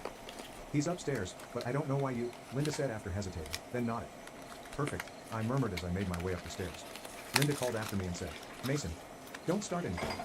Linda had let Caleb for too long, and it was time for someone to do what she wouldn't do, so I disregarded her. I didn't care what Linda thought at this point. Caleb was sitting on his bed with his laptop open, and Riley and I marched up the stairs and down the hallway to his old bedroom. The door was half open, so we didn't bother knocking, and I pushed it open. His face twisted into a mixture of smugness and annoyance when he looked up and saw us. To whom am I due this distinction? Here to lecture me some more? Caleb replied, leaning back against the wall and shutting his laptop. I crossed my arms and remarked, we're here for answers, not to lecture you. I've already explained everything, Caleb said, rolling his eyes. I didn't plan this with Avery. I don't care. It just happened. Why aren't you all able to accept that and go on? Because it's a lie, Riley said. Avery told us that you had been peeping into her head for months. You were ruining her friendship with Logan the entire time, Caleb. Even as Caleb's face reddened, his arrogant look persisted. So, what? Relationships are always ending. Logan's inability to retain her is not my fault. You think this is a game, don't you? I said, stiffening my fists at my sides as I walked toward him. You're not even sorry for what you did. Why was I? How do I know when the Logan was never bricks right have for been Avery. completed? Caleb retorted. I was kind to her. You took it. Riley screamed. You can't stand seeing other people happy, so you tricked her into leaving Logan. Watch it, Riley, Caleb said as he got to his feet, his face changing to a more icy one. You have no idea what you're discussing. I answered softly. Oh, we know precisely what we're talking about. I have to wait Caleb, for them. You've been doing this for years. Stealing what belongs to Logan, undermining him, and claiming to be the golden child while the rest of us suffer as a result. You're being dramatic. Caleb grinned. Am I? Logan told us about the soccer team, how you persuaded the coach to cut him so you could take his place. I shot back. Does that sound familiar? Reddit. For a brief moment, Caleb's grin wavered, but he immediately got back to it. But I usually That play was it years faster ago. because it's Who fucking gives a damn? slow. Logan is concerned. Just like you ruined this, you ruined that for him. Riley yelled. I did play it back Caleb faster. chuckled, but it was a mocking, bitter laugh. Yeah, whatever. I don't fucking care. What's the coolest job in the world? Mine. I Because don't it's want the one I family really ones. wanted. And I like the mother-in-law ones. Oh no, you know what? We'll watch Bailey. Career in healthcare at Northwest. We'll watch Hi, Bailey. Friends, how are you today? My name is Bailey Sarian, and today is There's some murder going on. Murder, mystery, and makeup. Murder. I love Bailey. Hell fucking yes. Alright, cool. I'll move my game out the way. And we can watch Bailey do her makeup and talk about murder! Yes. Okay. Where's my window capture? Bailey. Done. So excited for this. Yes. Alright. You want dark history or no, we'll start with murder, mystery, and makeup. There's one new one of that one, and there's one new one of dark history. No, two. There's two dark history, and there's one murder makeup. It's Monday, which means murder, mystery, and makeup Monday. If you're new here, hi, my name is Bailey, and on Mondays I sit down and I talk about a true crime story Bailey. that's been heavy on my noggin, Bailey Sarian. and I do my makeup at the same time. It's just to keep myself busy. There's Really, I'm getting film ready for my link. day, okay? If you're interested in true crime and you like makeup, I would say subscribe because I'm here for you on Mondays. I love also Bailey. list down in the description box like what Okay. products I'm using as well. Just But watch, other than that, watch YouTube. let me tell you about today's story. You know, when I do murder mysteries, like, it's, you probably think it's cute, I'm just spending like a couple hours doing research. No, I get engulfed in these stories. And this one, again, just like Terry Schiavo, just like Sarah Boone, like, these people are ugh. So I've got another one, okay? Hi friends, just popping in here really quick to mention a word from today's sponsor, Midas Merge. Midas Merge is a Merge 3 game where players combine creatures and treasures strategically, completing quests and harnessing the sun's energy to dispel the darkness cast by Nyx, the goddess of night. And to be honest, she looks fierce. She's very gothic looking and I love it. In Midas Merge, players progress through levels and uncover Shop, rich lore shop. I and don't secrets fucking hidden care within about gardens Midas and Merge. free.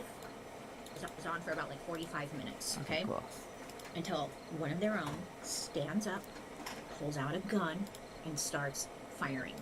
Ugh, it's total chaos. Survivors flee, but 3 are left dead. Now, this wasn't some just random act of violence. Nay. Because when investigators started digging into this Nay, case it wasn't. past, let me tell you, they uncovered Arsenic something- died. Many things. I think she forgot that so she's in disturbing, here. So deeply buried that it left everyone asking, how the hell did no one see this coming? Listen, this is a story of Amy Bishop, a Harvard-trained neuroscientist with a deadly temper, a past full of secrets, and a trail of violence had started long before that. No, passed away, expired, And trust me, died. you're gonna be like, what in the butt was that? Because that's what I would say. So, What do I need? Oh, I need fluffy fluff. I have my handy dandy notebook. Just in case I need to reference my notes, I take many notes when I do these. And a lot of the stuff in today's story, you know, I would love to do a 3-hour episode, but I think 4 people would probably watch, so I had to leave some stuff out. But I kept what I thought was the most important stuff in. And I'll refer to my notebook just in case. So let me tell you about this Amy lady. So Amy was born on April 24th, 1965, to her parents Judy, and Sam Bishop. Now, at the time, her father was completing his graduate studies in Iowa. So Amy was born in Iowa City, but in 1968, her father got a job as a professor at Northeastern University in Boston. Very smart family.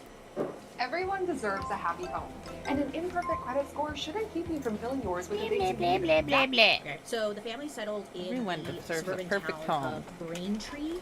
Except for when your credit score ain't got fuck all to do with nothing. First of all, I was like, Braintree? What? What a name, huh? Yeah, glad we had that talk. So the family moves. Great. That same year, Amy's younger brother, whose name is Seth, he was born, making the family complete with 2 children, a boy and a girl. Growing up, Amy and Seth were raised in an environment that nurtured education, the arts, and science. It was very important to the family. Both children were musically talented. Amy began playing violin in 3rd grade and became like an accomplished violinist. And then Seth, her younger brother, also took up the violin. It was said that Amy felt like an outsider in Braintree. She was gifted, she was very smart, but she was socially awkward. And it was said she was prone to outbursts. Awkwardly social? As Amy's mother put it, Amy had her father's temper.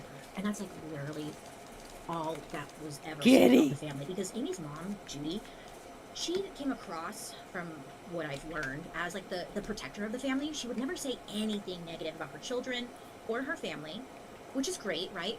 But not even after everything happened. It's bizarre. It's bizarre. And then her father, Sam, like not much was said about him. He seemed reserved. He didn't talk much. And if he did talk or give like an interview, it was always like through his wife, Judy. Judy would have an answer for everything. She had an answer for everything. But people loved her, Judy, and the family. They were very like involved with the community and that little tiny one. Neighbors. They were was just a all mutie. So Miss Amy, you know, she did really well in school. She was very, very smart. And in the late 1980s, like she graduated high school and she wanted to go after a career in science. Now her younger brother Seth, incredible. Okay, he excelled in everything he did. First of all, I was like, is this guy real? Yes. Her brother Seth excelled as a violinist and was a member of the Greater Boston Youth Sympathy Orchestra and was going on to study electrical engineering. Everybody, based off what I read, I don't know, but everyone loved Seth. They had nothing but positive things to say. Oh, now about they're him. mutant. He was always helping out the community. He won so many awards for his achievements. I couldn't name them. The weird colored ones are weird shaped ones are mutants. Smart, but a tragic turning point in Amy's early life came in late 1986. Let me tell you. So, December 6th, 1986, Amy, 21 years old, shoots and kills her 18-year-old brother, Seth, with a 12-gauge Mossberg shotgun in the family kitchen. What the ass? Right out the gate. What? Yep, that's what happened. Allegedly. On the day of the accident, Amy's mother, the only witness to said accident, said that she and Seth were in the kitchen preparing lunch when Amy came down the stairs with her father's shotgun in hand. Amy told him she was unable to unload the gun and needed help. She's like, I don't know how to do it. So her mom instructed Amy to pump the gun, which ejected the first shell. Then Amy pumped it again, which she should not have done. Amy, thinking it was empty, pulled the trigger, shooting her brother right in the chest. Tragic. As Seth fell to the ground, Amy took off. She took off. Still with a shotgun in her hand, she fled, leaving the family home. I was like, go on, tell me, please come out. It's a whole thing, right? Seth sadly passes away. Amy was brought in. Duh. To the police station Shotgun to the face. where Duh. she explained her side of things. Amy told investigators that she had been alone in the house. At least she thought she was, and she was feeling very anxious because about a year earlier there was a break-in at the family home. Now these burglars, they like stole a bunch of valuables and stuff, just stuff, right?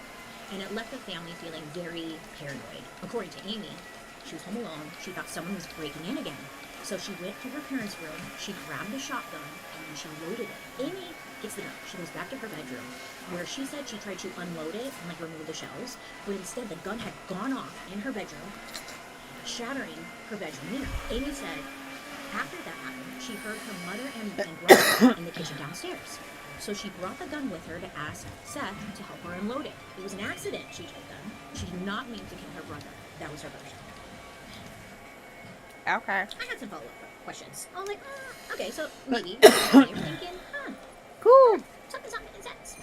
A shotgun going off upstairs and shattering your mirror? My first thought was, when do you think the family would hear this?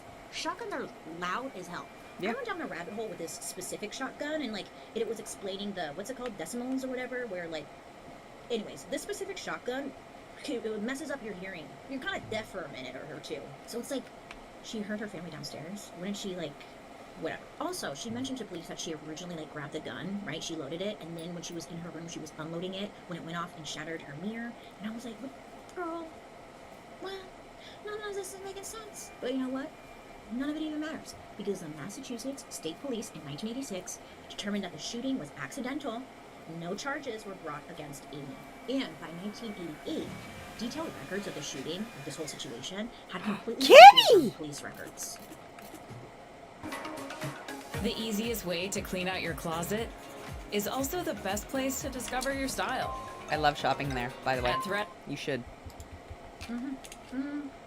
Seth, his death was obviously a major loss to the family, but also to the community as well. I mean, he had like a very bright future ahead, and all of it just came to like a very tragic end, a very questionable end too, you know. And after his death, the family tried their best to move forward. Like, they didn't move. You think they would want to move, but it's okay. They didn't move. The family lived in the same house, and they left Seth's room completely untouched. Like, it was a constant reminder every single day. I couldn't imagine. Amy's father, I guess he seemed to like withdraw after this, while her mom was just trying to like keep the family together. Everything's okay. Everything's great. Eat it. It's not a fish, but try try it. It's delicious. Her parents in bed at the time and like was grieving, but she really didn't grieve that much. Instead, she just kind of hyper focused and put all of her energy into school and education. And that. Now, questions about the thoroughness of the investigation lingered for years. The community was like, okay, but nothing ever came of it. Now, we will circle back to this because many years later, those police records that mysteriously disappeared, they resurfaced. But for now, Seth's death was considered an accident, and the family had to keep moving forward without It's a their weird beloved smiley son face and kitty. brother. Oh, and there's so much more to it that was uncovered. Just wait. So, despite the family tragedy, Amy, she pressed on with her education. She enrolled at Northeastern University in Boston, where her father was a professor, and she pursued a degree in biology. Now, Amy was known by like her professors and stuff as a serious, high-achieving student, and she was really known for her intellectual focus. She was smart, according to people at this time. So while she's attending Northeastern, Amy, she met a fellow student. His name is Jim for short, Anderson. They were in the same program, and they met while they were undergraduates. I heard they actually met in like a Dungeons and Dragons group, but I don't know if that's true. But they meet, and they hit it off, and they start dating. Both Amy and James, they earned their biology degrees from Northeastern in 1988. Then the following year, Amy and James were married. So things are kind of like happening fast. They ended up having like a simple wedding ceremony at the same church where Amy's brother's funeral had been 3 years earlier. So they get married, whatever. Amy continued directly into graduate studies, where she was accepted into Harvard University's prestigious genetics doctoral program. So she's going to Harvard. I was like, good for you. Kind of, not really. While doing this, she and James would go on to have 4 children together. 3 girls and 1 boy. She's really juggling it all. Now, Miss Amy here, she actually earned her PhD in genetics from Harvard in 1993. Her graduate research focused on cellular physiology. What's that? I don't know, but that's what she did. Again, biology was, Amy was diligent in her studies.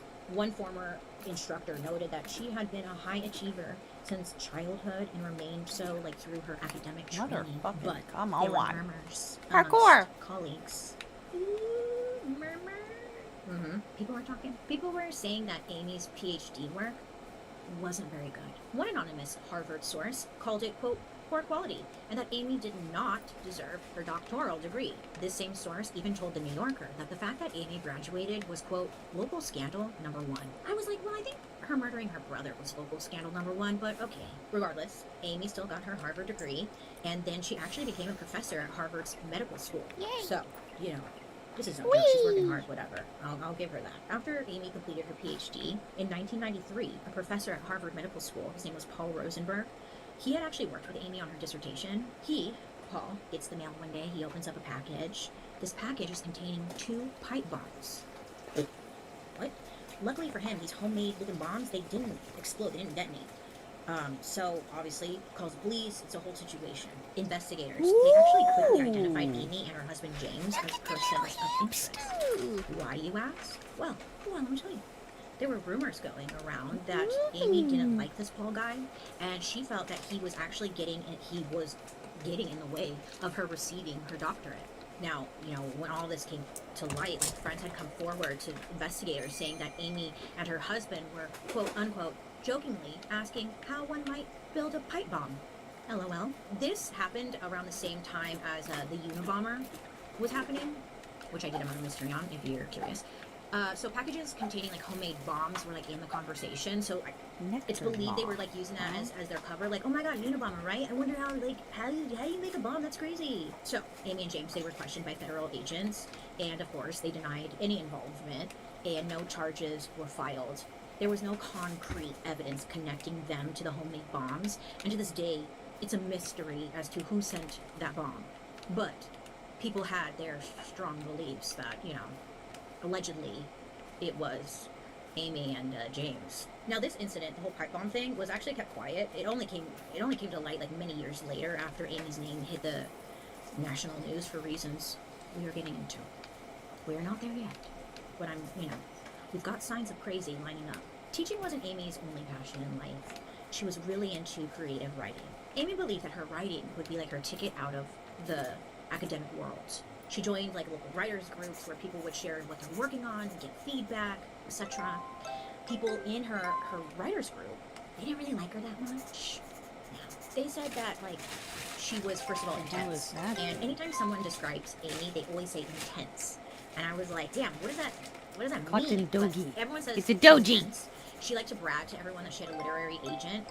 Unsure if that's true, but she told everyone that. Right. And she would also brag that she was like distantly related to the well-known writer John Irving. Ooh. And I think she was. Well, whatever. It's not like whatever. So she was always like bragging about this kind of stuff, and people were like, okay. If someone in the group gave her feedback on her writing or whatever, Amy would take it as like a personal attack, and then remind everyone in the room that she had a Harvard degree.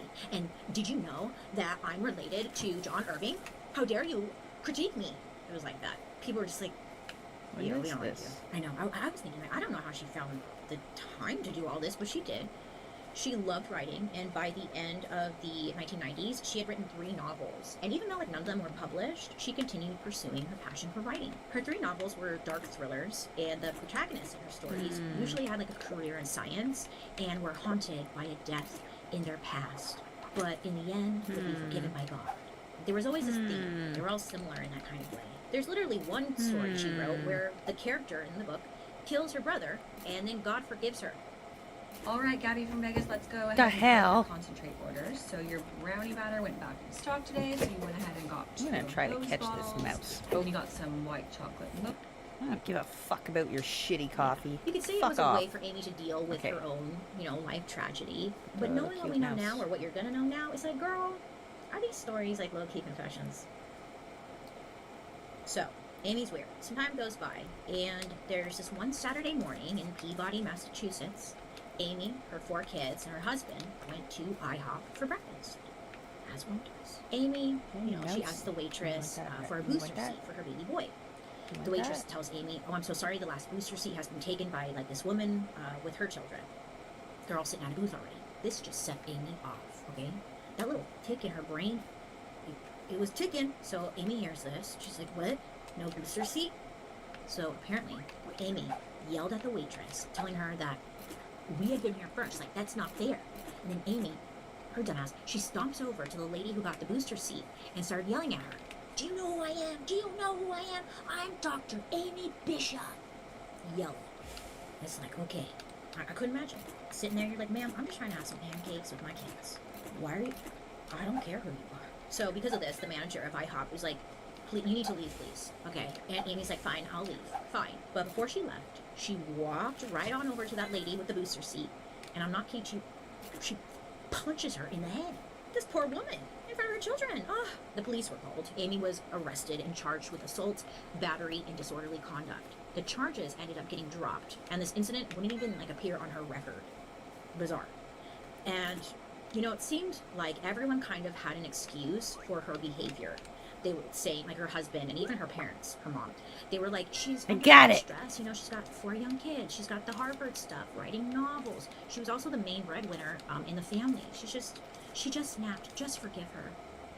And so they did. So IHOP attack. Leave IHOP out of this. Okay, she has that situation happen. Sure, she's stressed out. That's fair. But, you know, we can't behave like that. People seem to keep excusing it for some odd reason. Well, then in 2003, Amy got a job teaching biological sciences at the University of Alabama in Huntsville. Great opportunity. So she, James, and their 4 kids moved down to Alabama, where she taught 5 different courses at the college. Now, while here, it seemed like Amy starts really going downhill.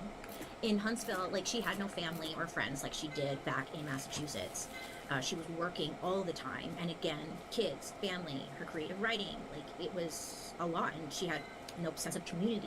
So there was one member of the faculty who was actually quite really concerned with Amy's behavior.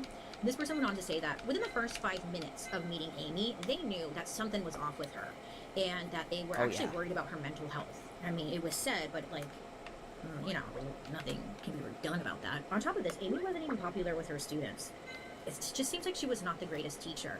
Amy had dismissed several graduate students from her lab, and many of her other students throughout the years asked to be transferred out of her class. Side note, I know nobody likes the whole bleach brow movement that's going on, but I'm gonna try it. Just let me have some fun, okay?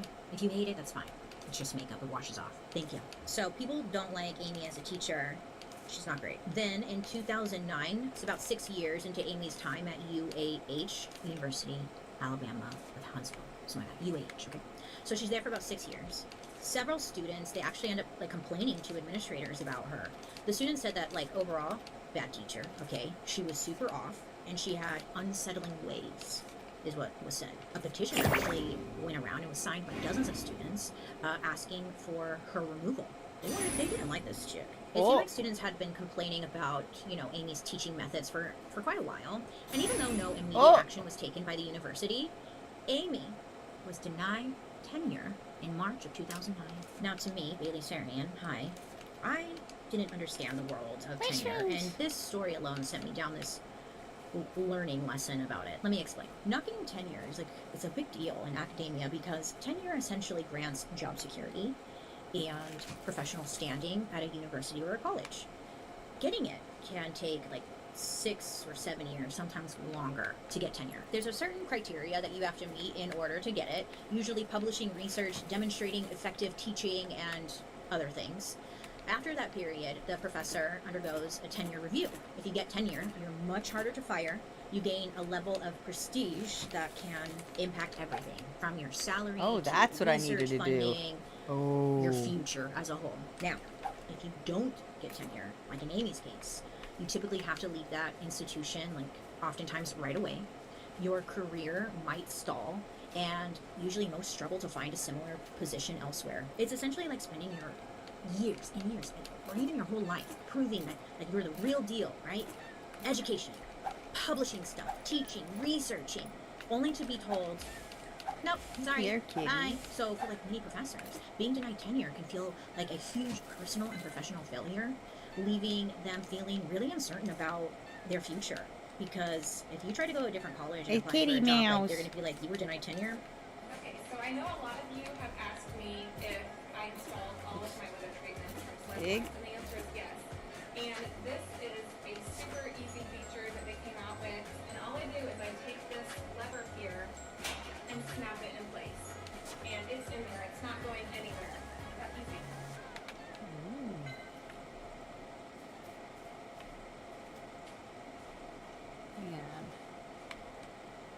Check this out. I'm going to show you how I afforded this car. Okay, you ready? All right, $118 for car insurance. That's how much I was paying, okay?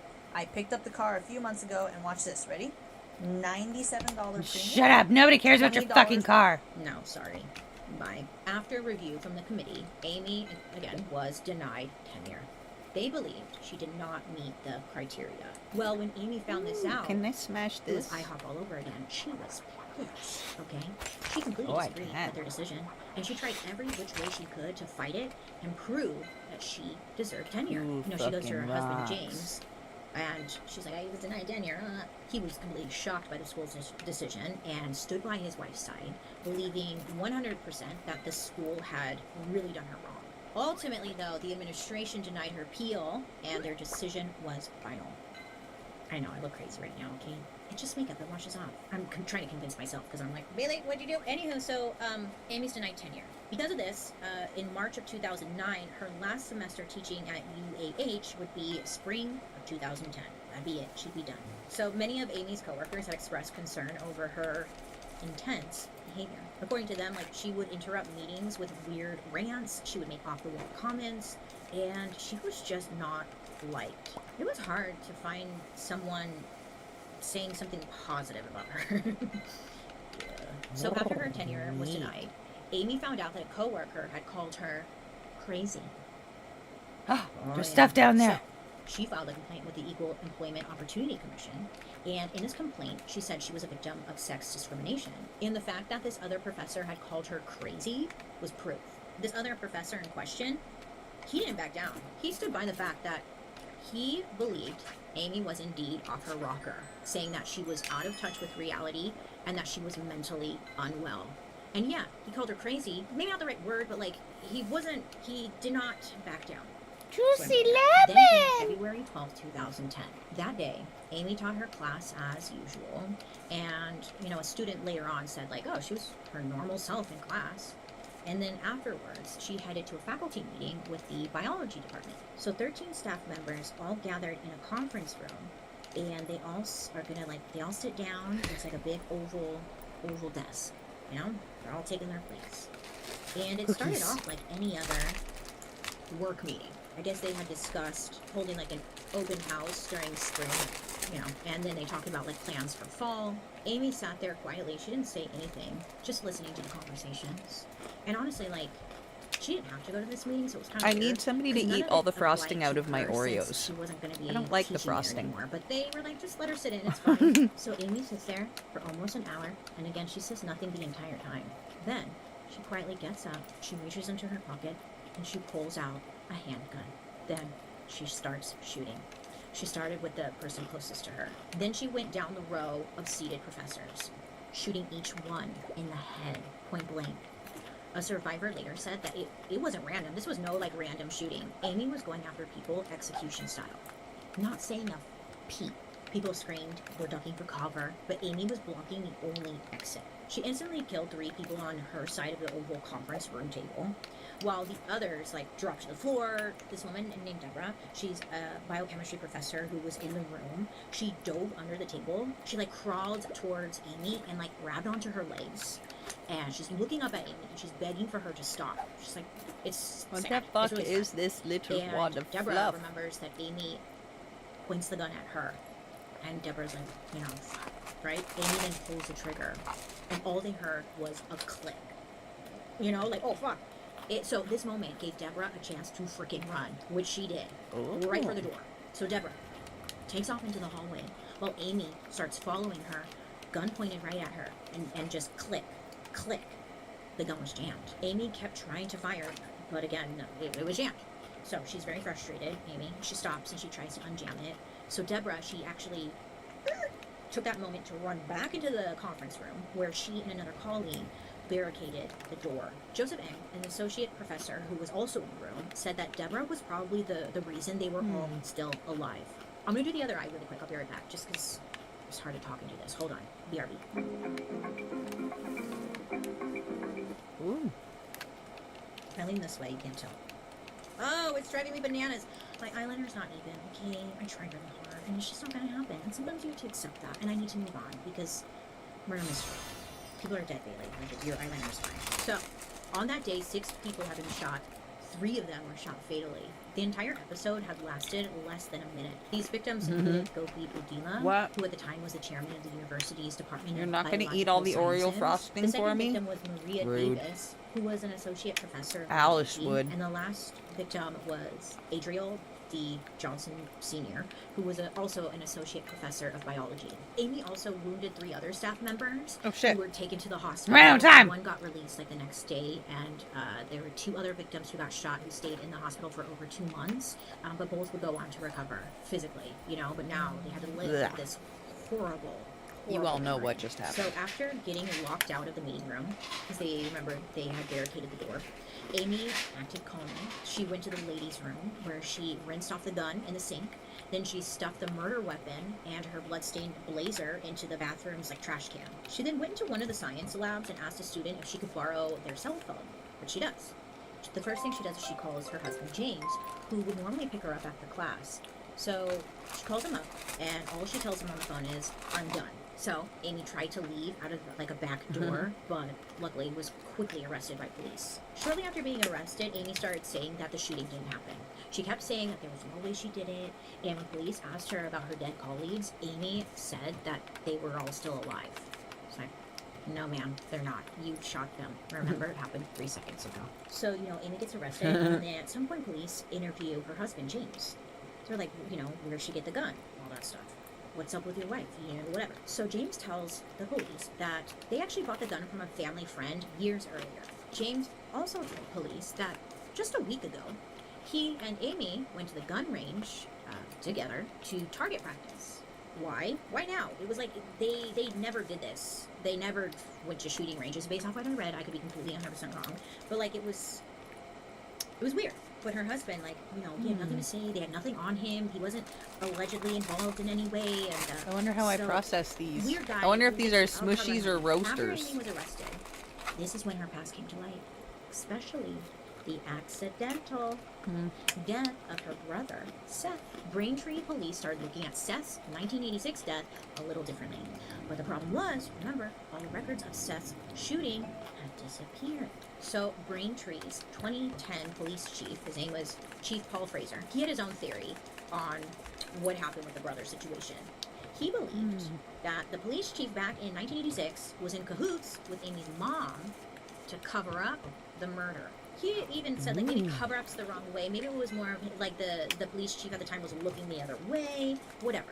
But according to the police chief, Fraser, Amy's mom was a big political supporter of the other police chief at the time of the incident. And when Amy first got arrested when she was a kid, it was said that Judy came into the police department and said, "I need to speak to the police chief. We're good friends. I need to speak to him." But she called him by his first name, and all the police at the station were like, that's kind of weird. Why are you on a first name basis with this guy? But apparently they spoke whatever, and the police officer that was questioning Amy was told that it was an accident and to let her go. That's allegedly what had happened. According to Amy's mom, Judy, she denied these allegations, saying that was completely ridiculous. That never happened, even though there were people who said it did. But then, 4 days after Amy's attack, police were able to find the missing files related to Seth's death. Yeah, magically they appeared. They actually just went looking for them, it seems like, but whatever. After further review, the district attorney was like, yeah, this Amy chick, she should have been charged. Let me tell you why, because there's more. Okay, let me tell you. Woo! Let me tell you. So remember how she accidentally, quote unquote, shot her brother? Then she fled the house? Yeah, they kind of breezed past that. I was like, what? Well, it turns out there was more to the story. So after shooting her brother, Amy took off, leaving through her house, the back door, taking the shotgun with her. She ended up running through some wooded area, and she ended up in an alley that came to a dead end to an auto dealership place. So according to the employees working there, Amy came into the shop holding a gun, pointing it at them, demanding that they give her keys to a car. The men, they took a chance and they ran. We don't know what happened after that, but she ends up outside of the dealership. So a police officer was in the area actually looking for Amy, when he came across her outside. So according to police notes, they tell Amy to drop the weapon. They're calling her to drop the weapon because she's still holding it. And she's kind of she's got a firm grip on it. And they said in the notes that she was pointing it towards them. So they keep telling her to drop the weapon. She's not dropping it. And this goes on for a bit of time. Eventually, a police officer sneaks up behind her, points a gun at her and tells her drop the weapon. And then she did. She finally does. She lets go. She puts her hands up, and then she was arrested. So with that information, the new police chief was like, yeah, she definitely should have been charged. Pointing a loaded gun at anybody, let alone a police officer, is grounds for a felony charge. That alone. Durr. So it was like, what the you know? What was that about? So the Massachusetts governor ordered the state police to review the investigation to Seth's death. And apparently in this new inquest, a shocking new detail was found. So the day of Seth's death, the home wasn't treated like a crime scene. So unfortunately they didn't have any proof or evidence. They had like a couple of photos and that was it. But in one of those photos, there was a picture of Amy's room. So they're looking at this photo. Okay, it's an enlarged crime scene photo of Amy's room. And in it showed a news article on the floor of her bedroom. And the news article was like a crime similar to hers. In the photo. What? Yeah. Hold on. Let me get this eyelash off. The article was about an actor named Patrick Duffy. Ring a bell? No? Me neither. Well, he was on the show Dallas. Now, his parents were killed with a 12-gauge shotgun. And then the people who did it, they fled after killing the parents. They fled and they held up a cargo where they stole a truck and fled. Investigators believe that that article in the crime scene photo of her bedroom may be proof of, like, inspiration. Because they kind of... At the University of Arizona, we believe everyone is born with wonder. Where will your wonder take you, and what will it make you? It'll make me eat pretzels! Arizona, wonder makes you. Start your journey at wonder.arizona.edu. You know? So they saw that and they were like, that's kind of interesting, huh? On top of that, in the police report, it said that they found a box of 25 rounds on Amy's bed. One was fired in her room. A second round was used to kill Seth. Then there was a third round that was found after Amy's arrest in her jacket pocket. And then police found a fourth round in I the just chamber processed those. ready to fire. Whoops. So according to police, at some point after shooting Seth, Amy must have racked the slide. I think racked the slide, is that right? She must have like done that and then loaded a fresh round before being arrested. Which, I'm sure we can all agree here, is odd behavior if this was all just an accident, right? Well, just 3 days after the shooting at UAH, Amy was charged with 1 count of capital murder and 3 counts of attempted murder. So she's sitting in jail, right? A few months later, in June of 2010, Amy was indicted for the 1986 killing of her brother. And this is really when, like, all of the information started to come out, like, about the pipe bomb belief, you know, situation, the IHOP incident, her being shady when she was trying to get tenure. So all this is coming out. And I guess Amy is just having a hard time because 2 days later, when she finds out that she's being indicted for the killing of her brother, Amy attempts to end her life in jail. She wasn't successful, but she tried, you know. Amy told her friends that she didn't want to spend the rest of her life in a tiny box. Oh, God, I freaking roll, right? I was just like, shut the fuck. Maybe you shouldn't have killed anyone, you dumb bitch. What a stupid comment. I hate stupid comments. Like, no, shut up. Okay, thank you. There's more. Just you wait. Once Amy was in jail, her court-appointed lawyer went, to go visit her. Her lawyer literally said, quote, "Something is wrong with this lady," end quote. I was like, yeah, I think something is wrong. That is valid and correct, I think. Amy entered a plea of not guilty by reason of insanity. The defense hired a ton of different psychiatrists, to evaluate her, but they could not conclude that she had, a certain mental illness. A few months later, in November of 2010, 2 of the survivors from the university shooting, filed lawsuits against Amy and James. And then in January of 2011, 2 of the victims' families filed wrongful death suits against Amy, I guess I don't have James, enough and of the them university. yet. I know, I was like, James too? But I couldn't figure out how he was, involved. I wanted more information, but, her husband is just sweeping in right there, but whatever. Okay, Amy's lawyer urged her to plead guilty in exchange for the prosecution not to seek the death penalty. Technically, Amy wanted the death penalty, and she said that outright, but her lawyer told her, look, even if you get the death sentence, it takes forever for them actually to kill you, so they'll do that. So in September of 2012, Amy changed her plea to guilty. There was still a short trial, per Alabama law, in which the jury heard a shortened version of the evidence. So Amy was taken to court in her red jail uniform. She's looking like Lord Farquaad, okay? She's got that haircut, all right? She had her feet shackled. She sat between her 2 defense attorneys. And when the trial began, Amy would just shake her head anytime someone said that her killing spree was intentional. And this upset the district attorney. The district attorney was like, it doesn't make sense for Amy to be shaking her head in denial like that. You can't just take a loaded gun, shoot it at like a person's head, and say you didn't mean to do it makes no sense. During the trial, an investigator testified that police believed Amy opened fire during that faculty meeting because she was angry over being denied tenure. The ones that were targeted, the ones that she murdered, were the ones who voted against her receiving tenure. After the short hearing, the jury deliberated for 20 minutes before finding Amy guilty. Of course. Amy was sentenced to life in prison without the possibility of parole. And though Amy did not speak in court, her lawyer said that she often expressed great remorse for what she did, saying she was, quote, horrified by the UAH incident, end quote. Which pissed me off because she never referred to it as like she did. She kept saying it was a UAH incident. She kept calling it an incident. Like, bitch, you murdered people. What are you talking? Anyways, she was horrified by the UAH incident. And also, you know, she told people that she had no memory of it. Yeah, it's crazy. In February of 2013, Amy filed an appeal. The thing is, Amy didn't realize that with a guilty plea, she had also waived her right to an appeal. So then, because she's exhausting and she never gives up, in her appeal, she claimed that she had not been told of the rights she'd be waiving with her guilty plea. It went back and forth for quite some time, but the court essentially rejected it. She's still trying to this day, really. And so, with this in mind, Amy decided to try and clear her name for something else. Her brother's death. She told the public defender that she wanted to be tried for her brother's death because she wanted the truth to come out and she wanted for her and her family to finally get closure. It looked like it was going to happen, but the courts decided not to go through with it, saying that she's already serving like a life sentence, you know. She's already served, like, they just didn't see the point in doing it. So, to this day, she is still serving her sentence at the Julia Tutwiler prison.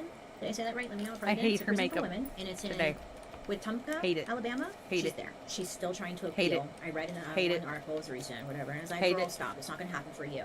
Okay? Stop. You murdered Hate people. it. Stop. Get a new haircut. And Hate that's it. what she says. But get this. Hate it. Because, my God, talk about another Hate it. tragic Hate it. twist. Hate it. My brain kind of low-key was like, what? So, remember, Amy and her husband, Sketchy James, had 4 kids. 3 girls and a boy. So Amy's youngest son was literally born on her brother's birthday. Remember, it was still all an accident at this point. And so you know what she named her son? Seth, after her brother. In April 2021, Amy's in prison. Her son and a few friends were hanging out in the parking lot in a friend's car. So one of the kids had a gun. Yep. One of the kids, they're like 17 or 18 years old, these kids. One of the kids has a gun, was like, ugh, you know, and starts showing it off. Well, the gun accidentally went off, and Amy's son, Seth, was killed instantly. I'm done spending an obscene amount of money on takeout every gun. I'm getting back on track with Factor. Fresh, never from. I was like, the Lord giveth and the Lord taketh away, right? According to police, like, her son's death had nothing to do with her mom's crimes at all, point blank period.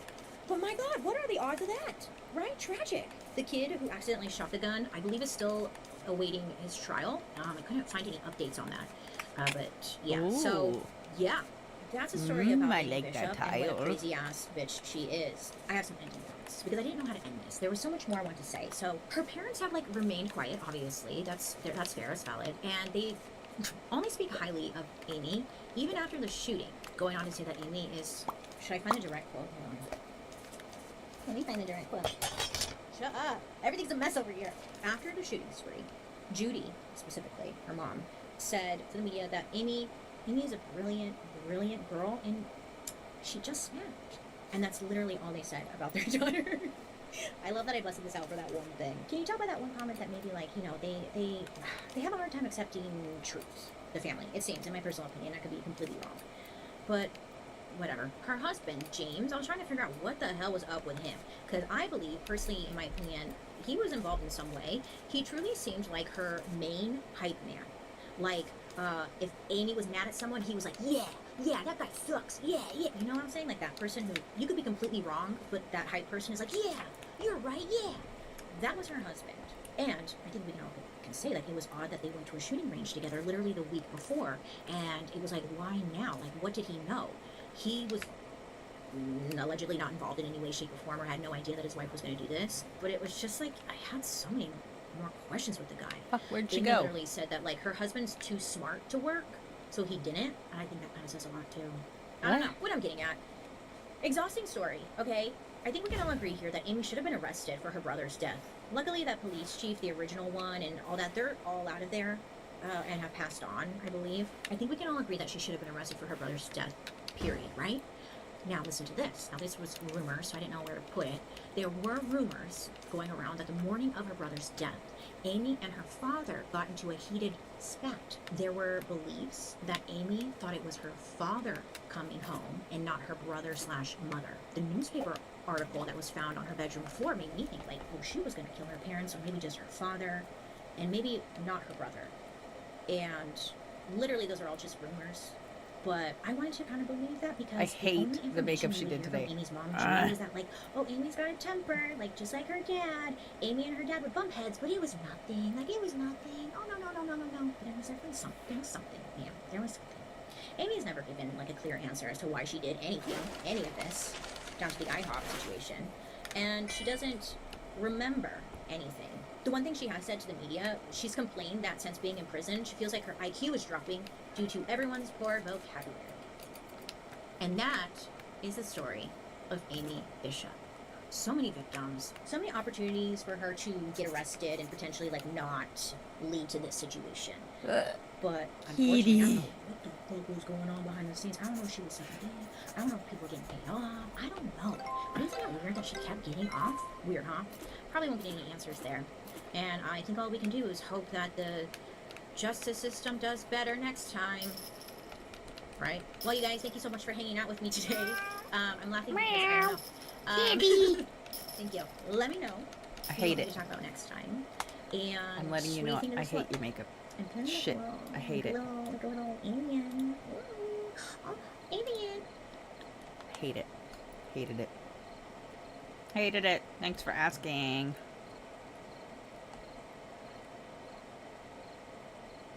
Okay. Dark history about Vegas. What are these coffee concentrates and why is everyone obsessed with them? If you don't know what these little bottles are and why they're trending, let's drink it. The other day I was invited to a bachelorette party. Joan, and it wasn't one of those like simple one-day parties. No. This was going to be an all-out, wild, expensive bachelorette weekend in the city of sin, Las Vegas. And, you know, I knew exactly what was going to happen, okay? The shots, thunder from down under, $300 dinners, no sleep, bus, no sleep, another bus, you know? And I get it, like you're getting married, but why do we have to go to this expensive city in the middle of the desert to celebrate you getting married? Don't get me wrong, I love Vegas, but it's kind of surprising when you think about it that it's still around. I mean, real talk, Vegas has almost been canceled over and over and over again. There was the mob, the recession, COVID, inflation, but Vegas always seems to find a way to survive, right? And I had to like get to the bottom of why. So join me on this journey as we discuss the dark history of Las Vegas.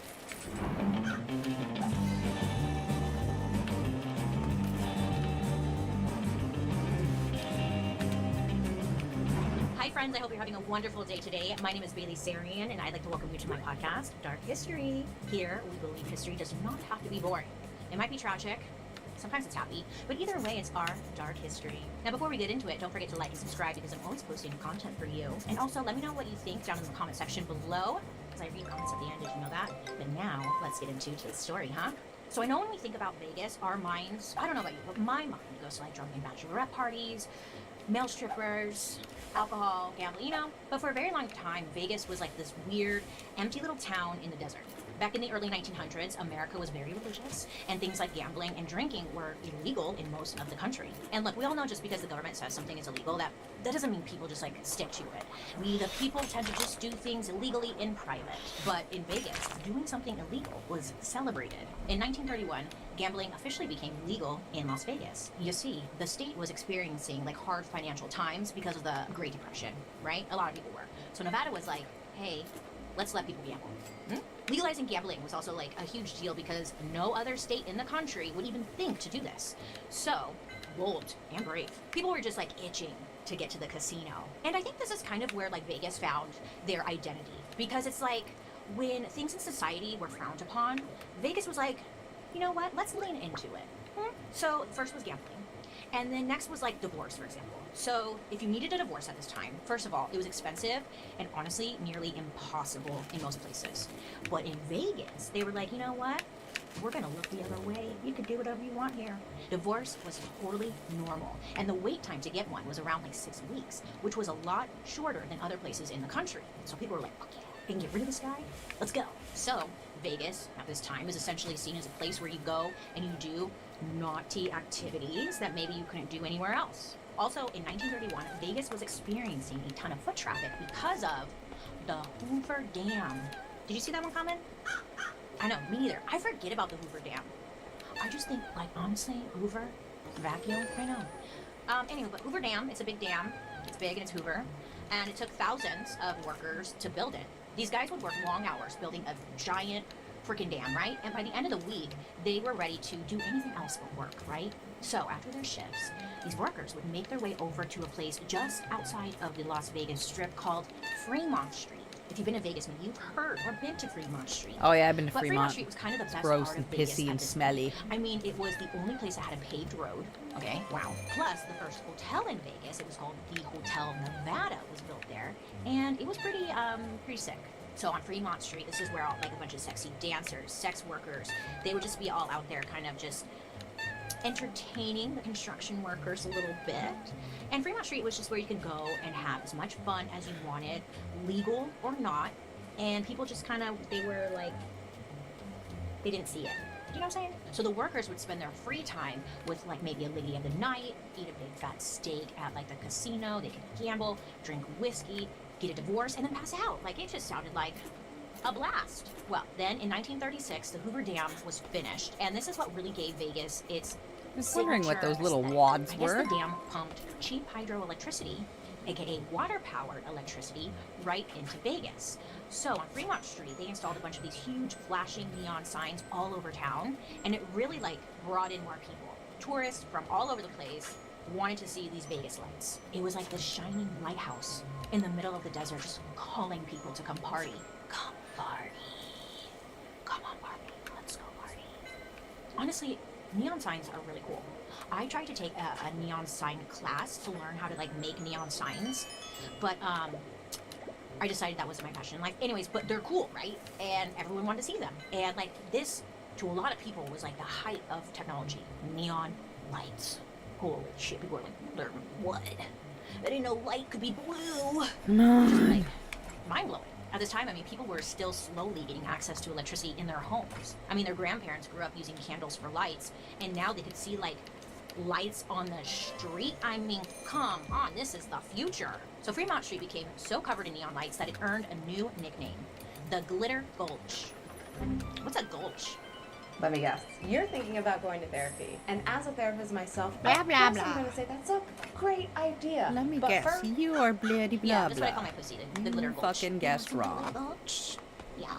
I'm just kidding. Okay. But the Glitter Gulch had signs that advertised restaurants, casinos, and even department stores. And this plan to bring in more tourists with the neon lights really seemed to be working. I mean, Vegas at this point is kind of doing everything right. People from all over the country were coming to Fremont Street to experience booze, titties, lights, gambling, America, you know?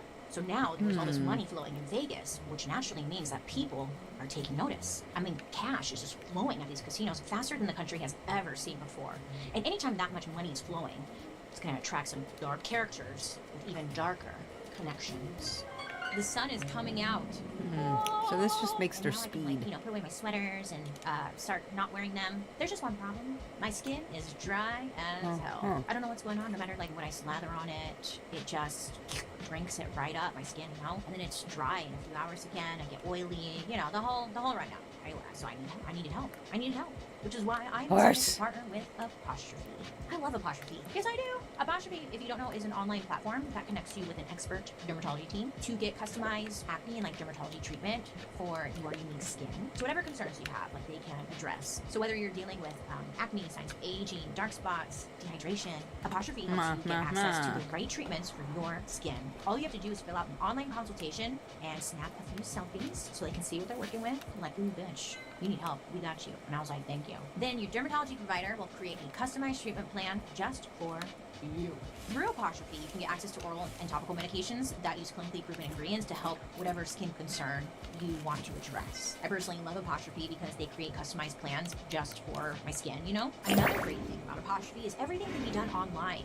Yeah, so you don't have to go to a doctor's office, a dermatologist's office. You don't have to wait in line at the pharmacy. Nay. Appointments can be scheduled online, and if you do need a prescription, Apostrophe can actually ship it straight to your door. Just, I'm never leaving the house. Right now, we have a special deal for our audience. You can get your first visit for only $5 at apostrophe.com/darkhistory when you use our code DARKHISTORY. That's a savings of $15, and this code is only available to our listeners. So to get started, just go to apostrophe.com/darkhistory. Yay! I opened my house one. Then use our code DARKHISTORY at sign up, and you'll get your first visit for only $5. A big thank you to Apostrophe for sponsoring today's episode. Now let's get back to the story. Oh, fuck. So Vegas is taking off. It's too late now. Drinking, sex work, gambling, divorces, whatever. And mobsters are hearing this and seeing a moment of opportunity. It's a huge moment of opportunity for them. By the early 1940s, there was already some mob presence in Vegas. I mean, they usually worked out of hotels, but it wasn't something that dominated society. But all that changed with the arrival of a man named Benjamin Siegel, but he went by the name Bugsy. Now, Bugsy, I guess, was known for stealing cars, bootlegging liquor, and being involved in gambling schemes in big cities like Philadelphia and New York. So he goes to Vegas and decides that he's going to mainly focus on like the big money makers there, which are the casinos. Meyer Lansky, another notorious mobster, gave Bugsy the job of overseeing the construction of a new hotel on the Strip. They were going to call this hotel the Flamingo. Because when you think of, like, the desert, you think of flamingos. Yeah. Right? No? Okay. I know. I was like, why'd they name it the Flamingo? So there was a rumor going around that the hotel was named the Flamingo after Bugsy's girlfriend, because Bugsy's girlfriend had like long legs and she was known to get flushed after she drank alcohol. I guess like a flamingo, they must get flushed when they drink alcohol. I don't know. That's just like the rumor. I could see that though. I would be kind of offended. Like, first of all, I'm what? Skinny ass legs, big ass beak. Okay, whatever. Sure, honey, name it the Flamingo.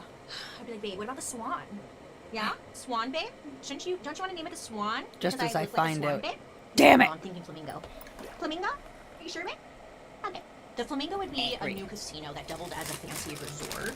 And this was new. It was exciting. It was like something you would find in Hollywood. And, you know, they were like, hey, let's like try to redefine this high-end hotel experience. Which is pretty cool job. Now, even though Bugsy was the golden boy when it came to other mob-related projects, construction at the Flamingo was a disaster. I guess construction was supposed to cost like $1 million at the time, but it ended up taking way longer than expected, and in the end, I think it cost like $6 million to make. So Bugsy had no experience with hotels. Therefore, this doesn't end well, because just a few months after the Flamingo's splashy opening, it closed.